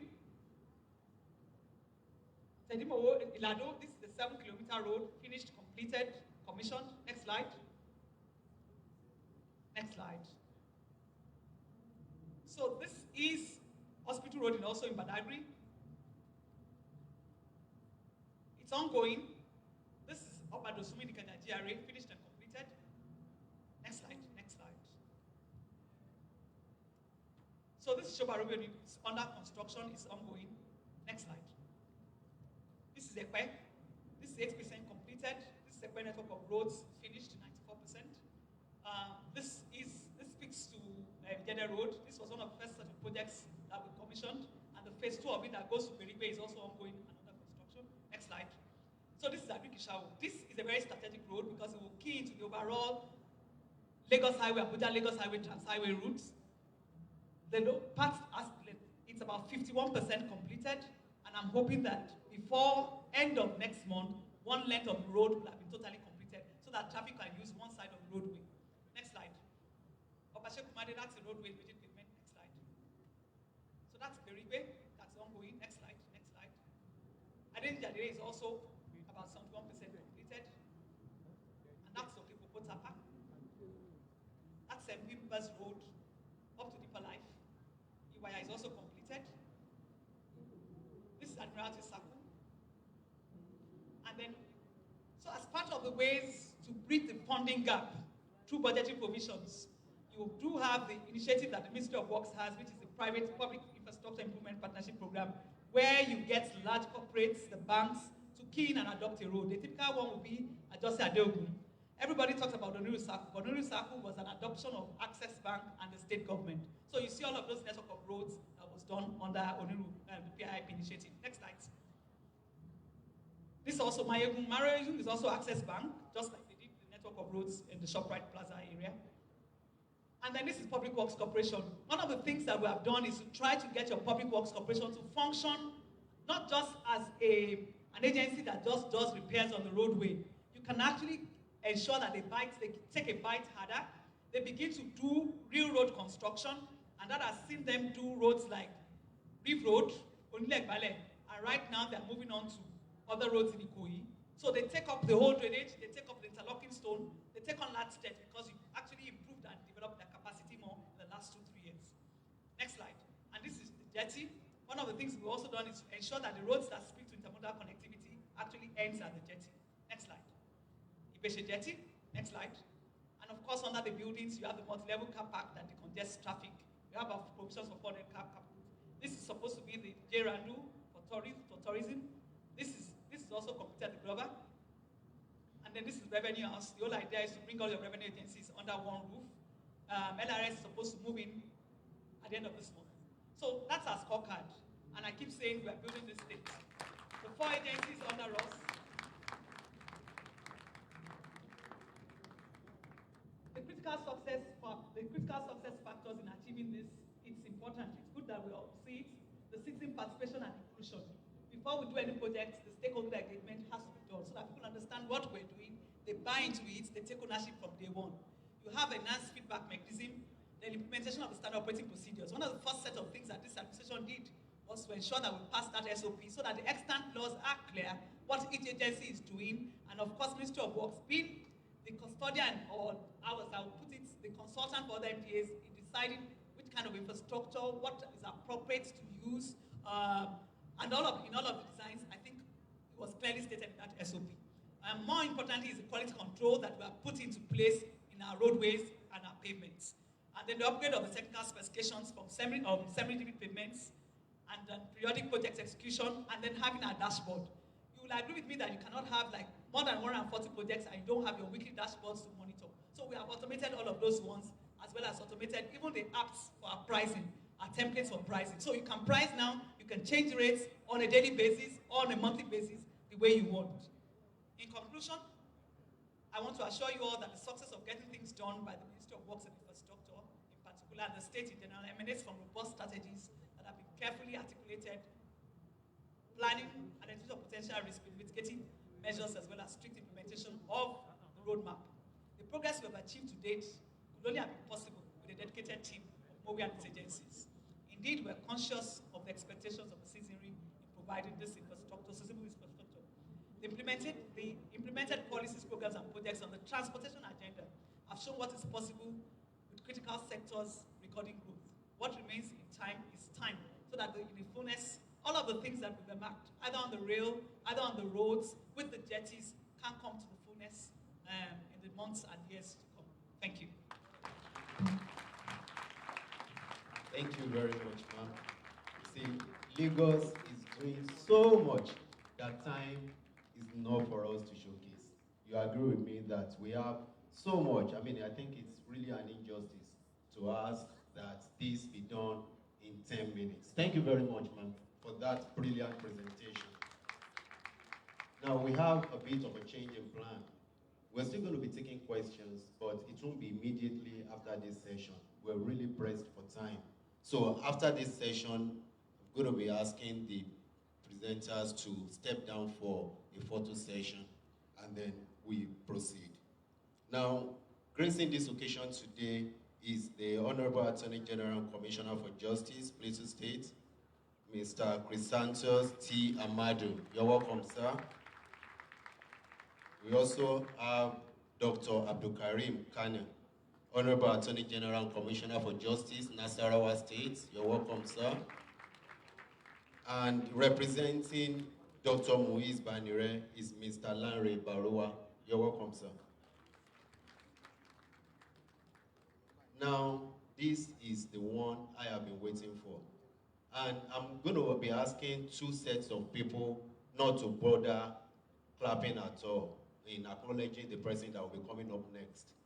If you're not interested in owning a property in Lagos, or you want your property seized anyhow, please don't clap as I invite Mr. Bode Agoro to make his presentation. I see we're all clapping.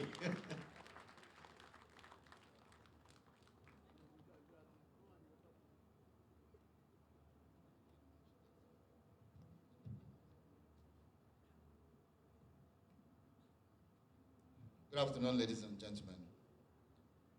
The Honorable Chief Justice of Lagos, Honorable Justice Kazim Alogba, the Deputy Chief of Staff to the President and former Attorney General of Lagos State, Mr. Ade Ipaye, the Attorney General of Lagos State, Mr. Moyoso Oligbanjo, the other Attorney Generals in the state here present, the Honorable Commissioner for Finance, Dr. Rabiu Olowo, the Permanent Secretary, Ministry of the Environment, Dr. Gaji, the Permanent Secretary, Elasiama, Dr. Oke Osanyitolu. So we have many doctors in Lagos State government. The Honorable Commissioner, Minister of Environment, Honorable Commissioner for Health, the Special Advisor, Minister of Works and Infrastructure. Yes, I'm going to breeze through the introduction so that I'll go through the chase. The introduction talks about the importance of land in the society for development and proper management of same.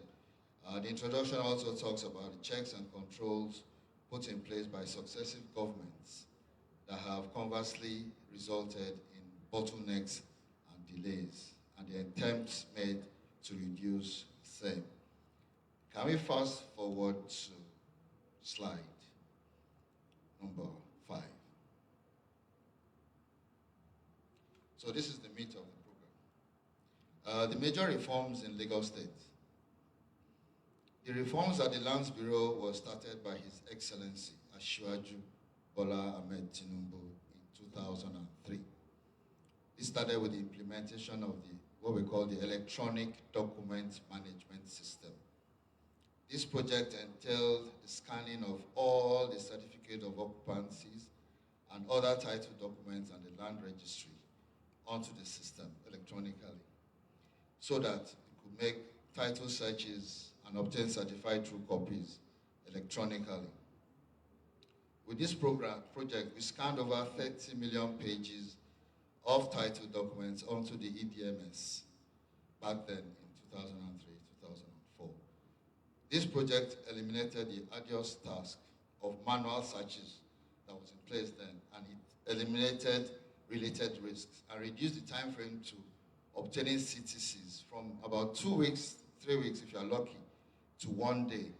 So that was a major step forward during the administration of Asiwaju Bola Ahmed Tinubu. Currently now we do CTCs in about an hour or 2. So we built on the electronic document management system to what we call the Electronic Certificate of Occupancy project. The decision to change the yellow paper certificate of occupancy occurred during the administration of His Excellency, Mr. Babatunde Raji Fashola. And it was born out of the need to curtail certain identified risks, such as forgery, cloning, and delay. The yellow paper CFO had been in operation for 36 years. It has been unchanged since the promulgation of the Land Use Act. It had no security features whatsoever, and as such, it could be easily printed by any printer, really. And then they'll present it to the public as a genuine one, and everybody accuses Lands Bureau of this and that. But really, because it had no security feature, it was easily printed by any printer. So in addition to these factors, it became essential to move in line with modern technology and to put in place seamless processes in order to improve service delivery. So it is pertinent to know that yellow paper had been in use and unchanged since 1978. I've already said that. So what were the objectives of the Electronic Certificate of Occupancy project? One, it was to ensure that the state land certificate of occupancy in circulation are genuine and verifiable. B, having in place an automated and secure process for issuing state land COO. Increase investor confidence by instilling integrity in the COO and encourage a larger pool of registration of title, and thereby give life to dead assets. If you don't register your title documents, you can't use it as a legal collateral. The ECOO, the current ECOO, cannot be forged or cloned due to its multi-layered authentication system, as well as the security features on the ECOO paper itself, which was specifically designed for the Lagos State government by the world-renowned security paper expert, De La Rue Limited. Yeah, we do make bold to say it cannot be forged or cloned because the system has a multi-layered authentication system. So for you to even try to clone this, you first of all have to hack into our system. When you hack into the system, you have to look for the precise printer that prints that certificate of occupancy. I'm not going to tell you where that one is, but you can't find it. When you find it, if you find it, you now have to go and look for the paper and put it in that printer and then print it out. So for you to get all those three in one place, it's going to be extremely, extremely difficult. Now we come to the most interesting and exciting project that we have ever embarked on in Lands Bureau. We call it the Integrated Land Administration and Property Tax System. We'll look for a nicer word for it, but this is the official name. Mr. Governor, Mr. Babajide Olusola Sanwo-Olu is very passionate about this project and has provided full support and assistance to ensure the success of this project. The project will significantly transform the processing and procedures for obtaining title documents.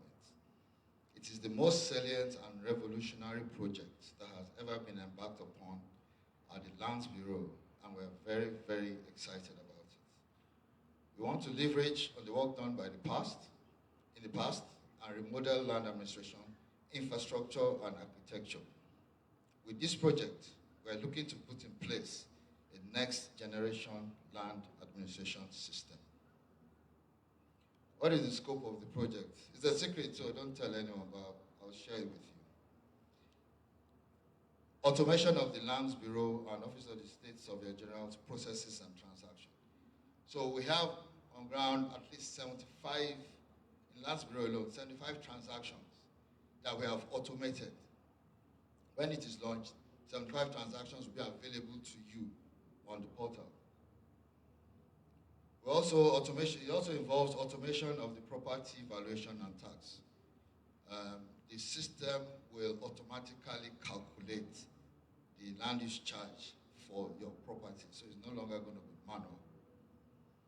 The project also entails a portal for online transaction, not a website, a portal.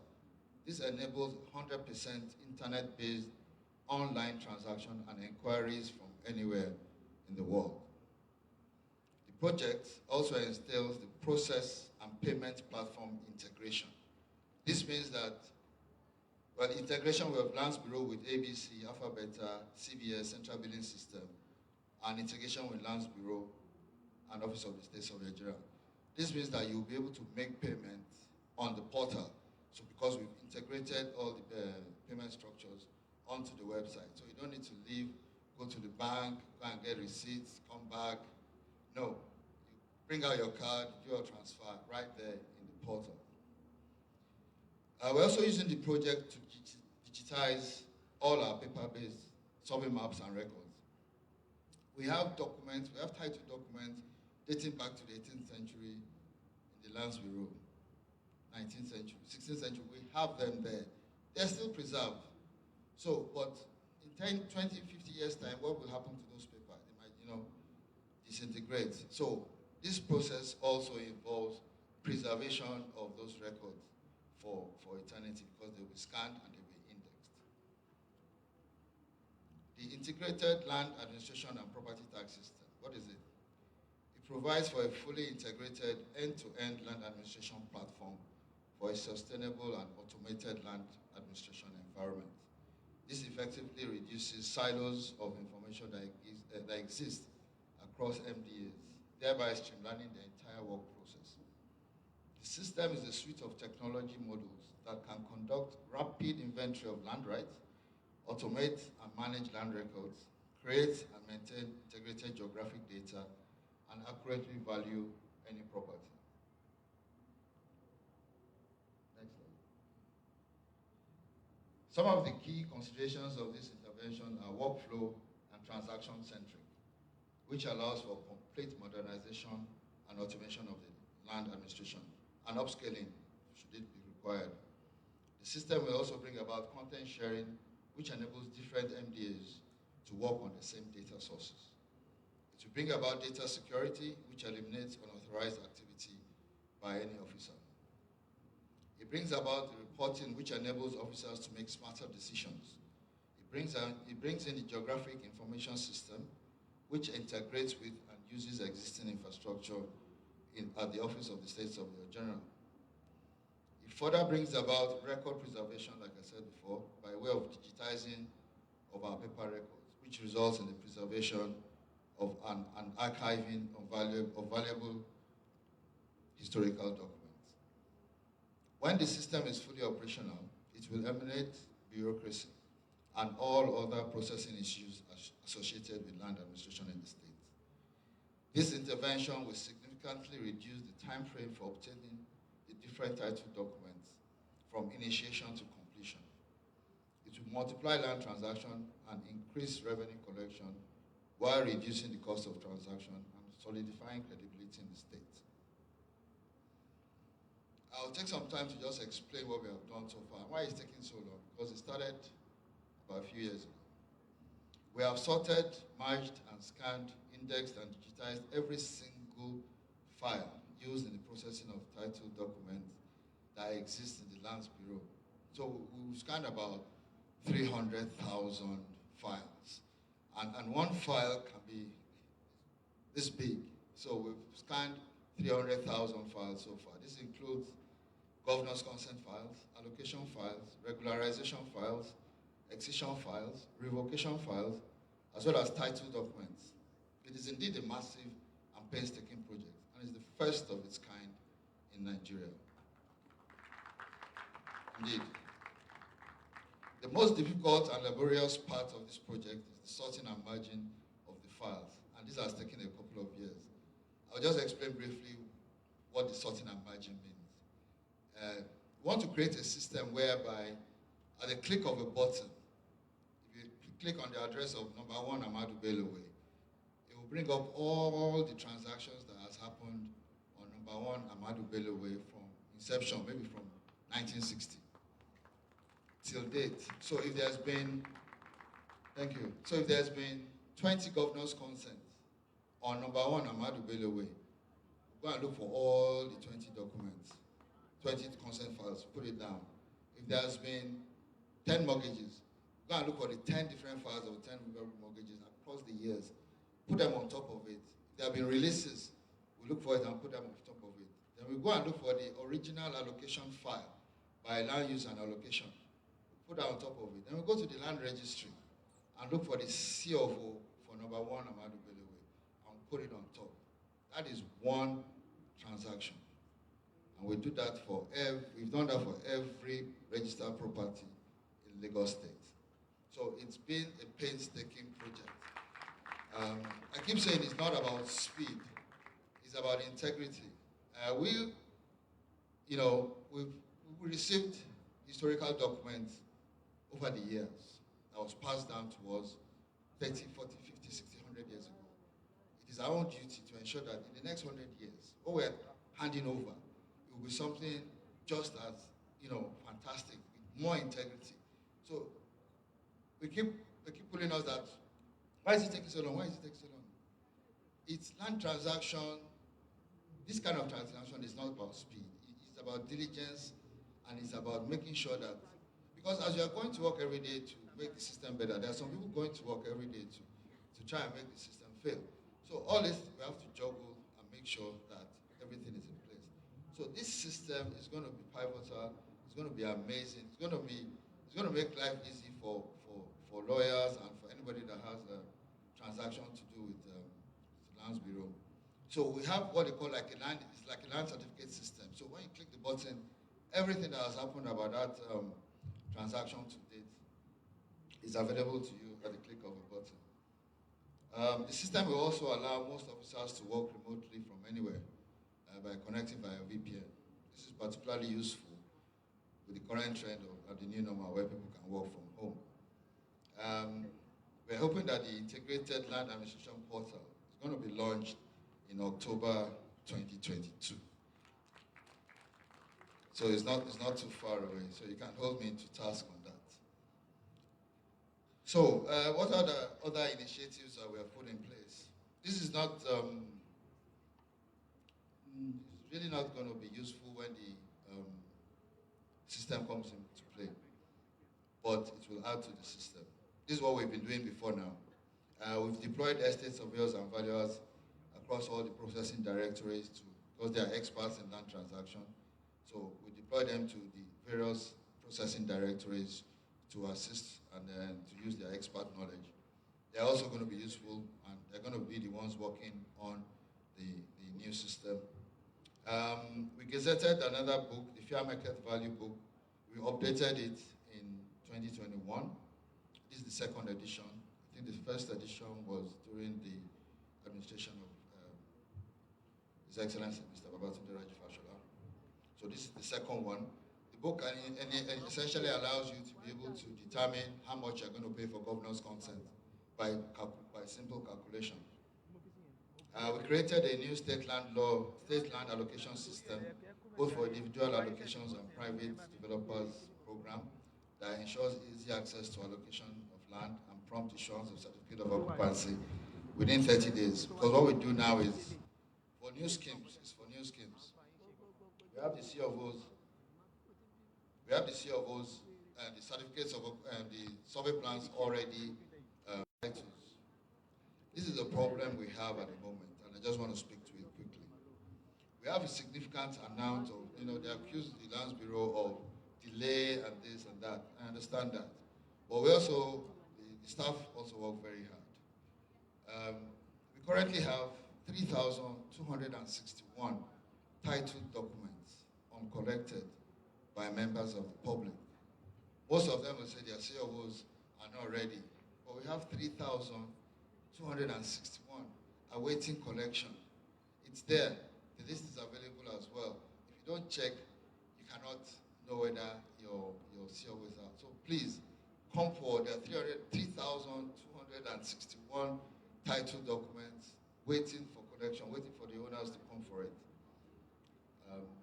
Running out of time.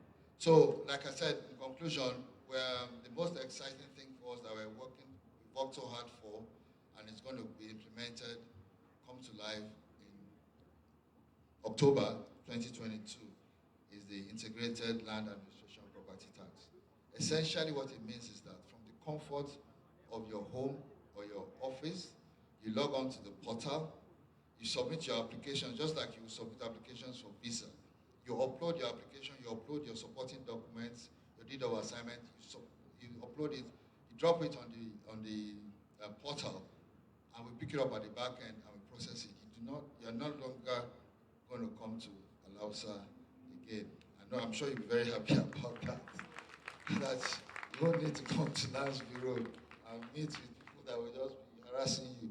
You don't harass people anymore. So you drop your applications online, and the only time you come is to collect your electronic certificates and documents. Thank you very much.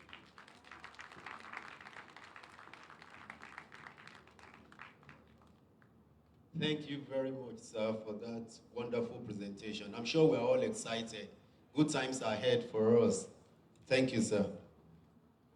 Okay, we have in our midst Professor Oyelowo, Senior Advocate of Nigeria.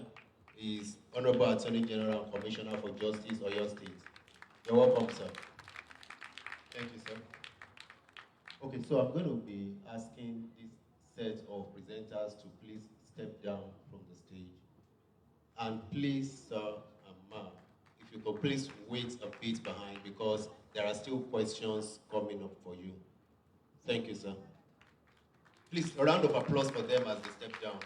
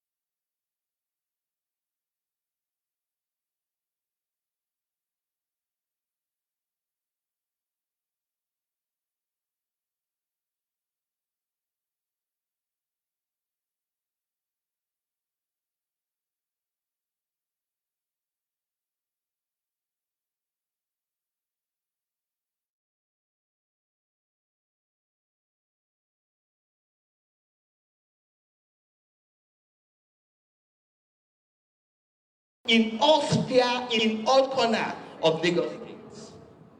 We are highly dedicated. We are highly dedicated. We work 24 hours, 365 days. We have a clear command control center in Lagos State. Teamwork.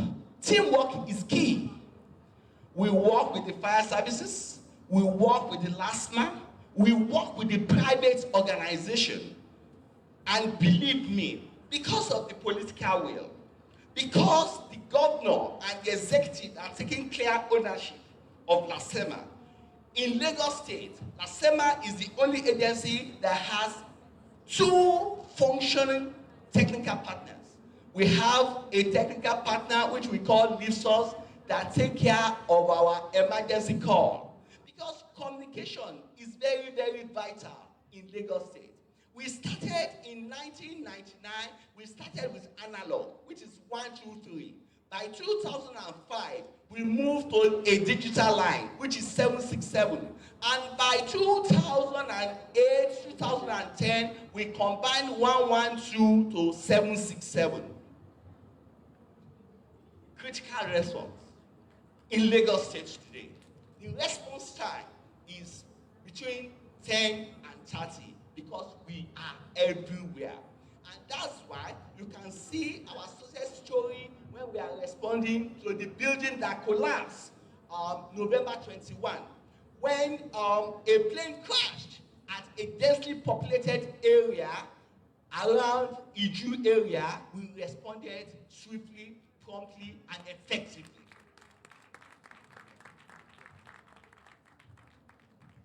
The third critical factors, all the team agendas of Mr. Babajide Sanwo-Olu, we integrated our activities around it.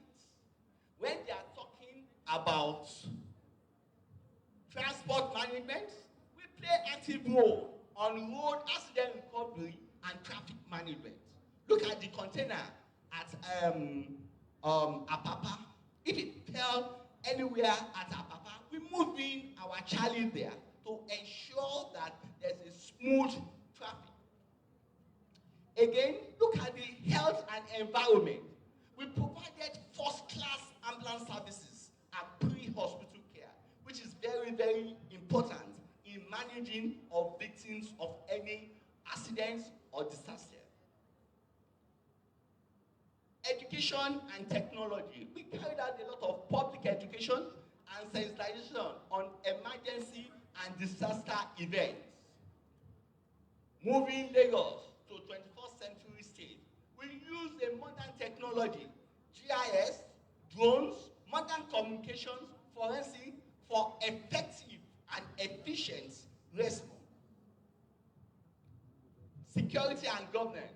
We collaborating with relevant security agencies in the protections of lives and property.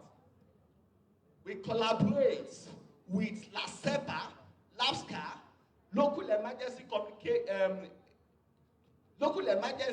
management committee in all LCDA, warning and preparing preparedness in large gatherings. Now, when we are looking at LASEMA, in 15 years, LASEMA has gone from being a symbol of emergency response to a widely cited example of effective disaster risk reductions. We've performed, our major, we have unique equipment.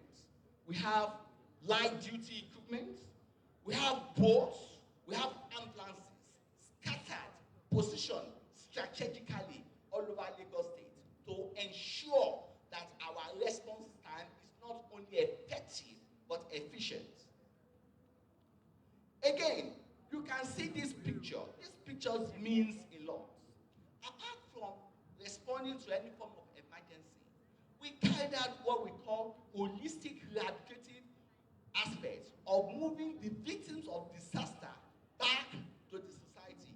And you can see, go back, please go back. You can see our First Lady, Dr. Mrs. Ibijoke Sanwo-Olu, identifying with the children of victims of disaster. And you can see Mr. Governor too, identifying with them, giving them succor to ensure of their well-being. Now, we have our offices positioned strategically. We built another one at Epe area. LASEMA play a lot of role in terms of sensitization, advocacy, and enlightenment program. We played a lot of role carrying out basic first aid education in secondary school. Market Emergency Management Committee in Lagos State foresaw increase fire disaster in markets. We have school emergency response team in schools. We have hospital emergency management committee in all our general hospital and teaching hospital. We have local emergency management committee in all our local government and LCDA. Because the importance of this is to always reduce our response time. These are the major disaster in state between 2010 to 2022. Next slide. Next slides. Next slides. Next slides. Next slides. Next slides. Next slides. Next slides. Next slides. Next slides. Now, the most important thing, how do we operate in Lagos State? What makes us tick? And what ensure that our response time is not only effective, it's efficient. And that's the major reason that mortality, morbidity that has been associated with emergency in Lagos State, despite the fact that Lagos State is the metropolitan, cosmopolitan with a small landmass. We have a clear command control center. And in we have a clear command control center. Our command control center has a backup in 3 sectorial districts of the state. We have another one at Epe. We have another one ongoing at Badagry. And the clear thing about our command control center is where we have all the incident commanders of all our primary responders. We have our fire services in there. We have our ambulance services in there. We have the LASEMA, we have the police, we have the RRS. Which means if there's any form of disaster and you call our number, the number for emergency number in Lagos State is 767 or 112. When you call in, we define the types of emergency that we are handling at our command control center. Then we dispatch the nearest center to the scene. And that makes our response not only to be effective, but efficient. The future of LASEMA and where we are taking Lagos State, we want to establish what we call LASEMA Emergency Trust Fund for the sustainability of all the key stakeholders. We want to be a world-class fire services. We want to build a world-class ambulance services. We want to be a world-class traffic management in Lagos State. And to this, we are going to establish the Safety Stroke Emergency Academy in Agowa. We are going to establish disaster forensic investigations unit, establishment of additional accident and emergency center, establishment of additional base of operation and IDP cards. Thank you, distinguished ladies and gentlemen.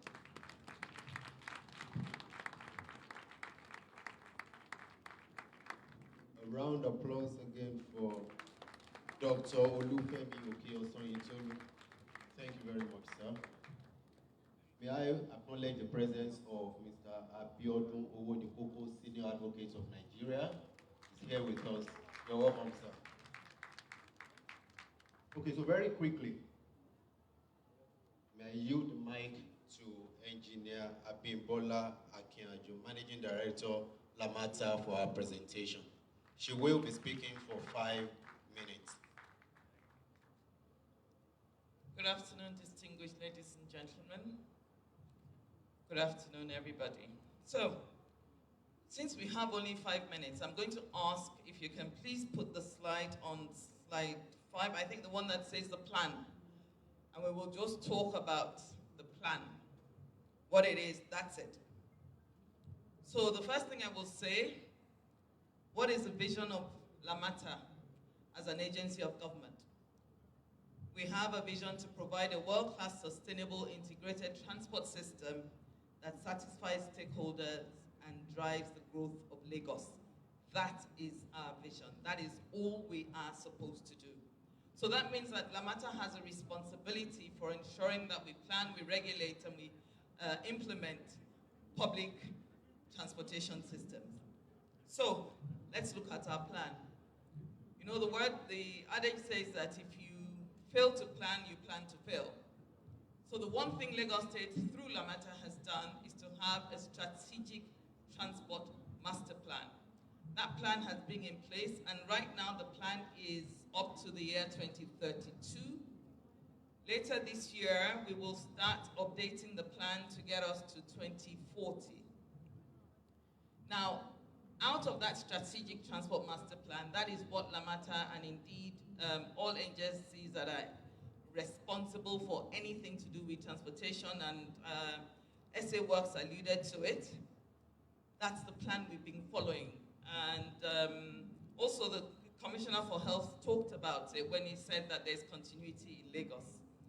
And that continuity is birthed by the fact that there is a plan and every administration has been following it. And that is where we are at. So for us, let's just look at what the strategic master plan is saying that we ought to be doing. We have within the master plan infrastructural proposals. We have 6 rail lines. We have 1 monorail system. We have 14 BRT routes, 11 declared network routes of roads. We have 14 interchanges, transport interchanges. We have a couple of cable car projects. We have over 40 or 20 water routes that are within the plan up until 2032. And we have the climate change action plan. Within this plan is what we have. It is out of this plan we birthed what we call the bus reform initiative. So I'm going to speak to various modes of public transportation that is under the purview of Lamata. The first one is the buses. So we have what we call the bus reform initiative, and that has designed for the state a hierarchy of bus systems. We have the BRT system, which is buses that travel on dedicated routes. We have what we call the feeder route systems, the standard routes, and that's buses that will travel in mixed traffic just so as to get us from place to place. And the last hierarchy of bus systems is the first and the last mile bus system, which was launched last year by the governor of Lagos State, and that is the community bus system. So these are buses that will take you, they'll be closest to your home, they'll take you from home to the closest major public transportation infrastructure, like a bus terminal, a BRT bus station, a ferry terminal, or the rails when they come, the rail stations. And that is what we've been doing. So within the bus system, we have introduced over 1,000 regulated buses that ply from the BRT routes all the way to the standard routes. And then we have over 500 of the first and last mile buses that are currently in operation. We have built, last year we actually completed another of the BRT routes. So right now, out of the 14, we have done 3. Lagos Badagry is the one that is in construction. From CMS all the way to Ikorodu, that was done in 2 phases. And the Abule Egba Oshodi BRT route is also in operation. Now, what these bus services will ensure that happens in Lagos is that we cut down journey times. When that Abule Egba Oshodi BRT route was opened, in that area, it was normal that forms of transportation would take you from Abule Egba to Oshodi, would take you anything up to 2 hours. But at the advent of the BRT route, that journey became anything from 30 minutes to a maximum of 45 minutes. And that's the vision of public transportation in Lagos, to cut journey times. Now, the big thing in Lagos is the advent of our rail lines. Like I said, we have 6 of them. We are at the moment implementing the blue and the red line rail systems. The blue rail line is a completely, it is a 27-kilometer rail line. It goes from Okokomaiko all the way to Marina. But as you do everywhere in the world, you would build rail systems in phases. So the first phase of this will start from Mile 2 all the way to Marina. We are currently about 89% done on that first phase. And we are slated to start testing and commissioning by the end of the year. So we will commission the blue line for testing and commissioning come December 2020. There are 5 stations that have been built, a number of pedestrian bridges along that rail line, because that rail line is in the middle of Lagos-Badagry Expressway. The stations that we have are we have Mile 2, we have Alaba, we have Igomo, we have National Theatre, and we have Marina Station.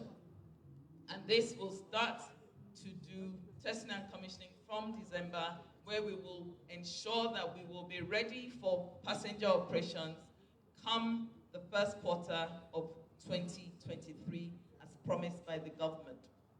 The second rail line that we're dealing with is the red line. And the red line is a 37-kilometer rail line all the way from Agbado to Marina. The first phase of this is also what we're constructing at the moment, and that is from Agbado all the way to Oyingbo.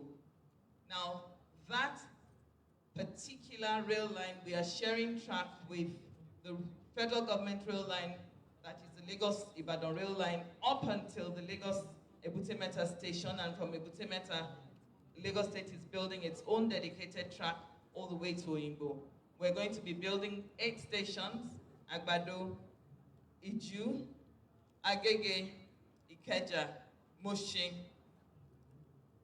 Oyingbo, and Yaba stations. All of those stations are in construction as we speak.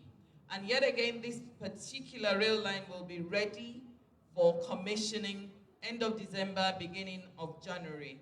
So for us, by the first quarter of next year, we will have 2 rail lines that will be operational. Now, the one thing that Lagos has been talking about is the integrated intermodal transport system. This ensures that we must have integration between various modes of transportation. So everywhere we have a bus or a train station, majorly we integrate with a bus terminal. As part of what we've done, if you look at the plan, it says that we will have 14 interchanges, and we will have, as part of those interchanges, we will have upgraded bus terminals. So the face of public transportation is changing in Lagos. All of our bus parks will be different. We now have implemented a number of bus terminals: the Yaba bus terminal, Oyingbo bus terminal, Agege bus terminal, Ojota bus terminal, such that we can concentrate the activities of public transportation and sanitize it, so that boarding and alighting from buses will be pleasant experiences for everybody, and it will encourage all of us to park our cars and utilize public transportation, thereby reducing congestion, dealing with emissions, and all of the good things that will make our state beautiful. Now, in the plan, we speak to 14 interchanges. There are 2 of them that will begin construction by the end of this year, and that is Marina and Mile 2. The interchanges are technically areas where all forms of transportation will be co-located. So if you think about Marina, we have the rail station there, we will have BRT stations there, we will have the regular buses also being there, and the ferries will also be there. So therefore, for us, we will start to build Mile 2, as well as Marina Interchange.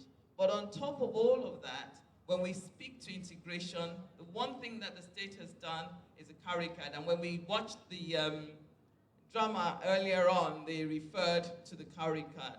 The carry card is a form of payment that is being used on all regulated transportation systems.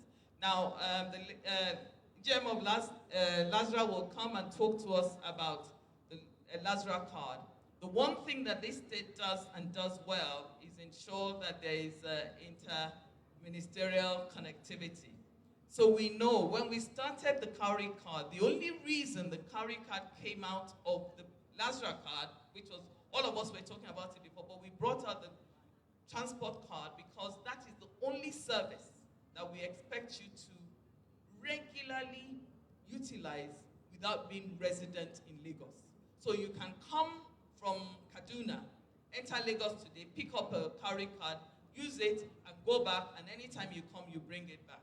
But the Lazara card will integrate with all transportation modes. So when you get your Lazara card, I'm going to allow her to talk about it, but we are well integrated such that the carry card will integrate with the Lazara card and you can utilize it on all of our transport systems.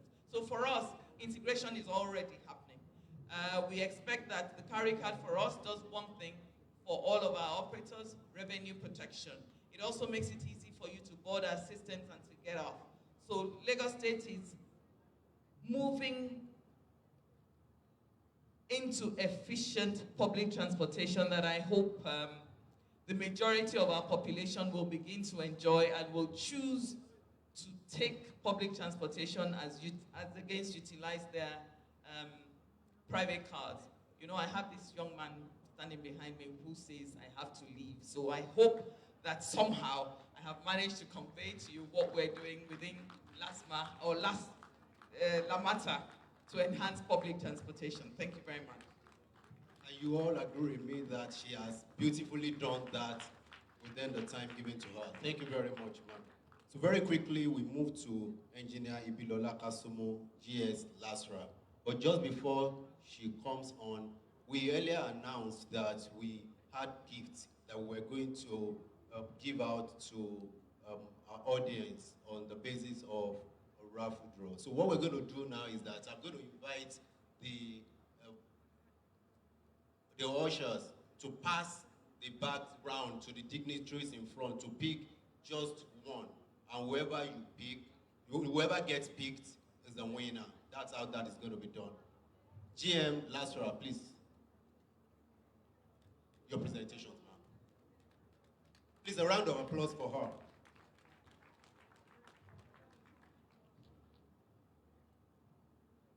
Good afternoon, distinguished ladies and gentlemen. Can I have my video played? Since we only have 5 minutes, I'm going to start off with a video that kind of explains everything I'm going to now talk about what we do in Lasra. Can you play, please?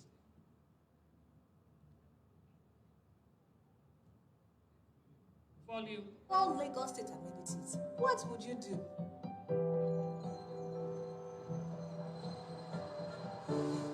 If you need access to loans, educational services, and discounts on all amenities and infrastructure, and even better security, your Lagos State resident ID card can get you all these benefits.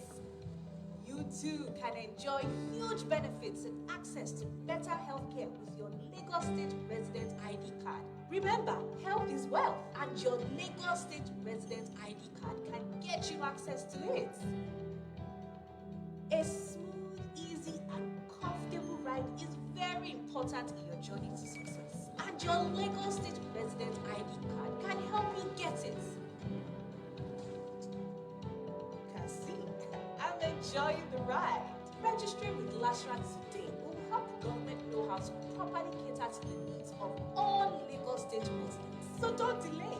Go to the nearest Lasra registration center today, get registered, and collect your Lagos State resident ID card. Be part of the plan for a greater Lagos. This message is brought to you by the Lagos State government and the Lagos State Residents Registration Agency.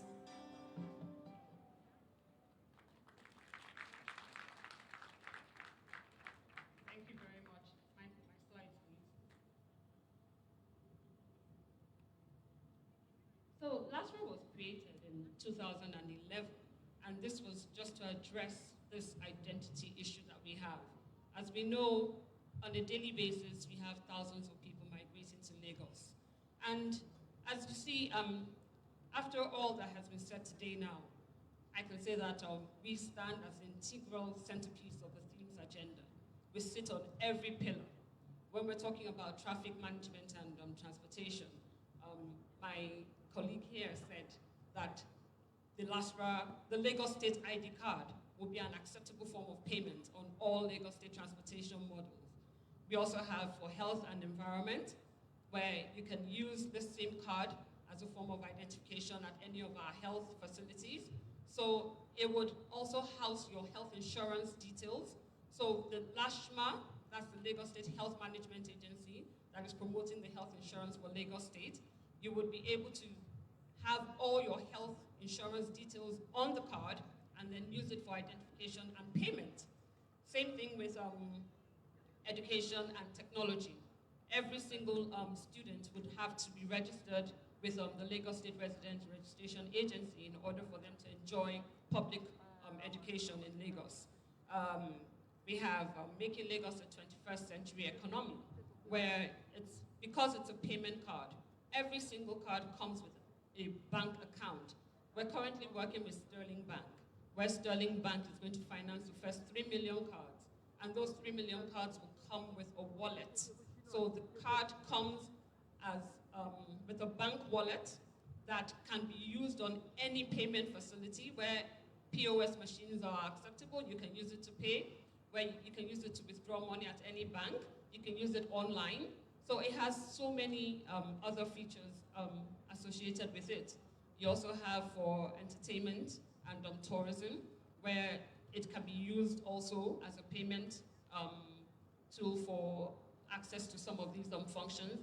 And the most important, for security and governance, we need it for every single resident in the state, regardless of your state of origin or your nationality. You will be able to be easily identified because a unique identification number is issued for every resident of the state. Now, we started LASRA based with 6 clear objectives in mind. This started in 2011, and initially we were issued with a plastic card, which was just an identification card. We decided to take it a step forward, and we dubbed that project LASRA 2.0 with 6 main objectives. Now, first, we want to identify every single resident of the state, like I said, regardless of your nationality. We want to provide data to all our welfare and state interventions, for welfare and state interventions. Issue a multipurpose smart card with a unique identification number for every resident. Of course, this is going to improve efficiency in accessing Lagos State government services. We want to drive the smart city agenda of Lagos State, and then obviously create financial inclusion opportunities. Next slide, please. So this is just a high-level ecosystem framework which we've adopted for a cost-effective approach. Let me move on to the next slide since I only have 5 minutes. So we're working with private sector participation as well, where we're looking to partner with 65 enrollment partners that would help us to go to the nooks and crannies of the state. We have 57 local governments and LCDAs in the state. So we have different categories of partnerships where we're looking to partner with at least 65 private sector companies for us to achieve the numbers that we would like to. So since inception, and then since we started the LASRA 2.0, we've reopened 57 of our registration centers. We had to shut them down because of COVID. So we've reopened all 57 of our registration centers. Now, like I said, we've engaged 16 out of the 65 that we intend to engage of our enrollment partners. We have an enrollment and validation portal on our website. So if you visit our website, www.lagosresidents.gov.ng, you can start your enrollment there and go and finish it at any of our centers. And also people that have registered before are encouraged to go on the website to validate or update their records. That's just so that we know that you still live in Lagos and the information we have for you is still valid. We have cloud infrastructure for real-time online services. We have world-class secure back-end database infrastructure. So you can see where we have the padlocks is just to show security features, that every aspect is being checked and obviously very secure. We have our ABIS system, which allows for deduplication. So no two people can exist in our system because of the uniqueness of their biometrics. Each person has their unique fingerprint and their picture, which is in our database. So regardless of any form of name that you choose to come as, we would always be able to identify you by tying you to your biometric data. We have our API gateway, which is the application programming interface, which allows for private sector participation for validation and verification services. Like I said, it's a smart card. It comes with a chip. This chip is divided into 28 different applets, meaning it can provide 28 different functions and services. So, move on. It's the first of its kind in West Africa. We're working with Sterling Bank. It's Nigeria. It's all local content. We're working with Verve too as our partners. We had the successful relaunch of this ID card in 5 of divisions in Lagos State, and with the main one being in Ikeja. So this is a snapshot of what the Lagos State resident ID card looks like. On it, like I said, it has 28 applets, so it's divided into 28 different sections. One section has your EID, that's your electronic ID information on it. It carries 4 of your fingerprints. It has your picture and then certain information. So it allows people to use your card to match who you are. We don't need to connect it to any database anywhere else. It comes with a wallet, that's a payment application, as well as the Cowrie card application, which is a transport wallet applet. So that's it, 28 cards compressed into one. Right now, we're in our card production phase. We have a database. Currently, we're at about 6.5 million in our database. We're hoping to grow it to 10 million before the end of the year. 1.5 million are in production as we speak. So this is our distribution model. Since we have presence in all the local governments and LCDs in Lagos, we expected that wherever you register is where your card will be delivered to. So we're printing according to how we have obtained your data. We're also distributing according to where you register as well. The payment applet is enabled, so is the ID applet. So in summary, the state needs accurate information on the exact number of residents we have. And the only way we can serve you better is by knowing who you are and where you are. And once we have that information, it helps us to plan better for deployment of infrastructure and other amenities. And this also helps us to align and drive the smart city agenda or initiative of the state. Thank you very much.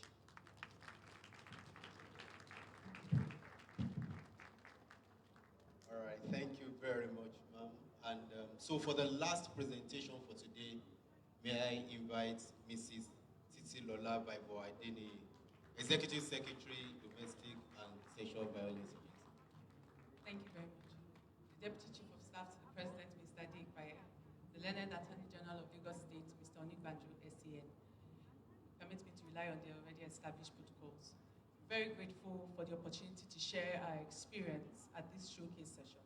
Please relax as we take you through our journey in the past 1 year of our existence as an agency. Kindly play the video.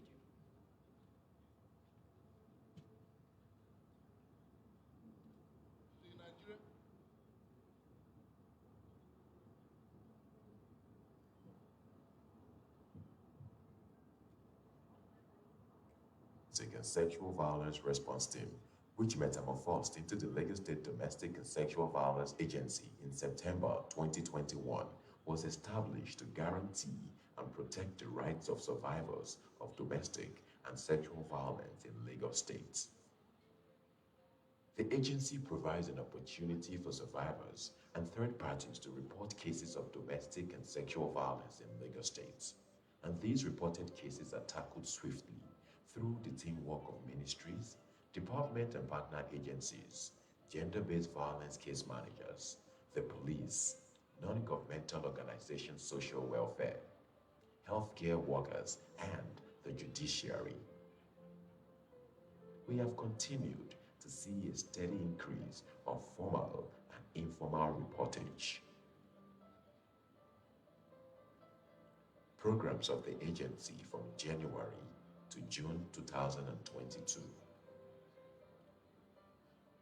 Engagement of principals and head of schools on safeguarding and child protection policy. The Lagos State Domestic and Sexual Violence Agency, in collaboration with the Office of the Education Quality Assurance, from the month of February to June 2022, has organized sensitization programs in order to engage administrators and head of schools on the Lagos State Safeguarding and Child Protection Policy. It's on Us to End Sexual Violence campaign. In February 2022, DSVA commenced town hall community engagements on sexual and gender-based violence in Lagos State in local government areas across the state. The meeting themed It's on Us to End Sexual and Gender-Based Violence is designed to heighten awareness about domestic and sexual violence amongst members of the community, inform them of the services available for victims and survivors. So far, the agency has taken the zero tolerance message to 7 local governments and intends to cover all the local governments by the end of the year.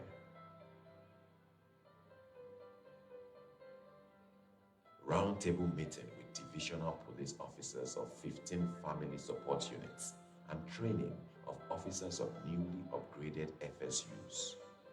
In a bid to strengthen the existing synergy and collaboration between DSVA and the Nigerian police, a roundtable meeting was held with the divisional police officers of the family support units.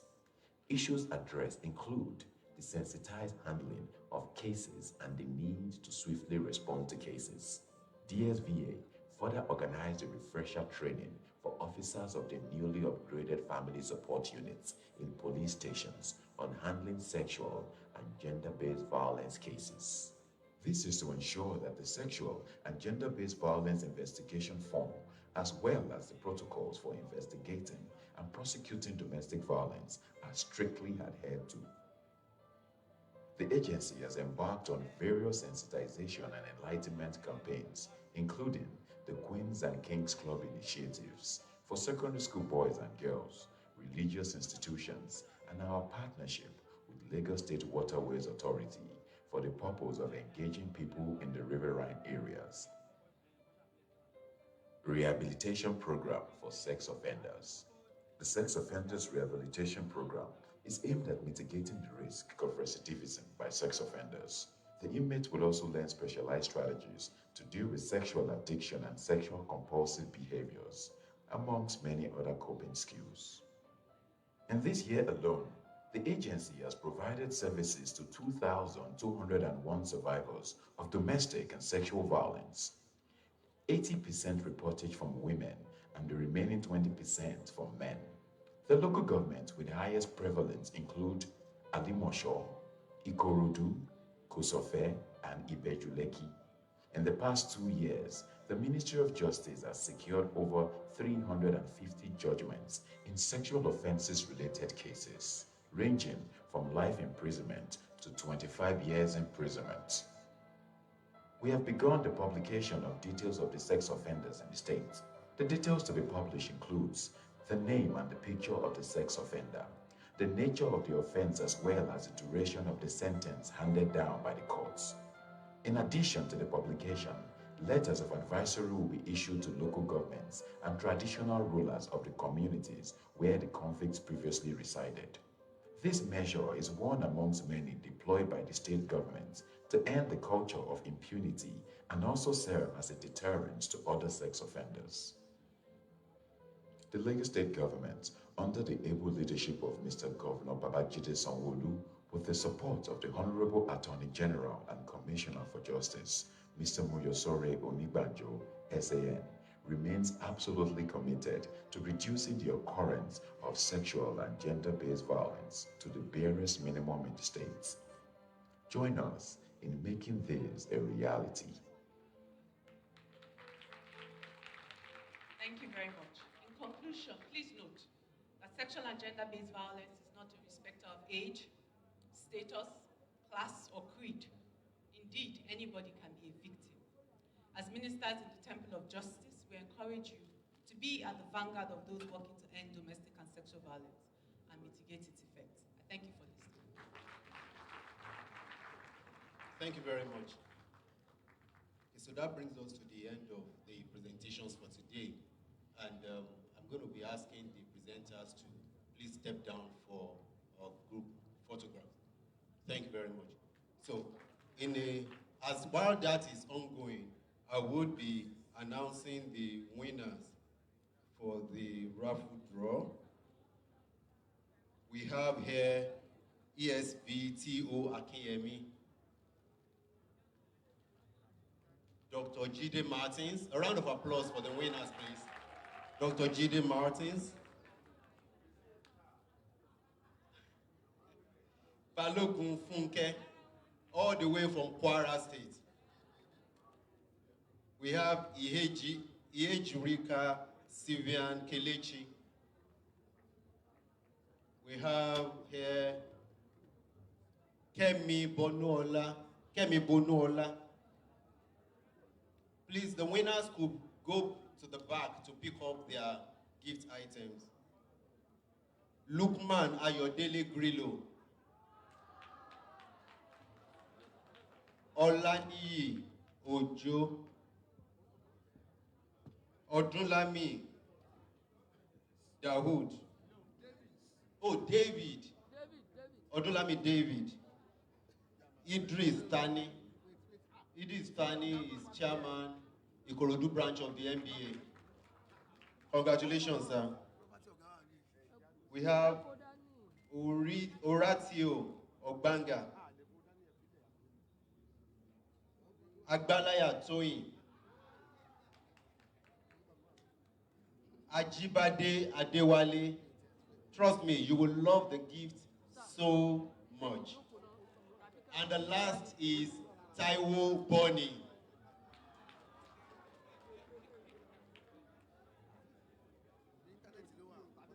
So you could please meet the ushers at the back for your gift. And while that is ongoing, may I invite the Acting Permanent Secretary and Solicitor General of Lagos State, Mr. Said Quadri, for the vote of thanks.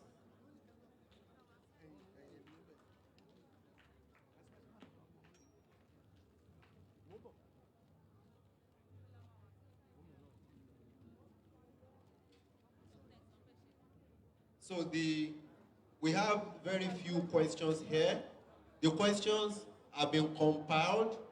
We're going to ask the presenters to supply answers to them and place them on our websites, please. Thank you very much. Can we please be seated for a minute? Can we please be seated for a minute? I would just like to express our gratitude to all our speakers and to apologize to some of them that we didn't give them enough time. There is so much to say about the Lagos story, which even a full day of this session will not do justice to. So we apologize to the speakers for speeding them up. But special gratitude also goes to the Deputy Chief of Staff, to Mr. President in the person of Mr. Adeipaye, who has stayed throughout this session. All you law officers, please give our former colleague a rousing round of applause.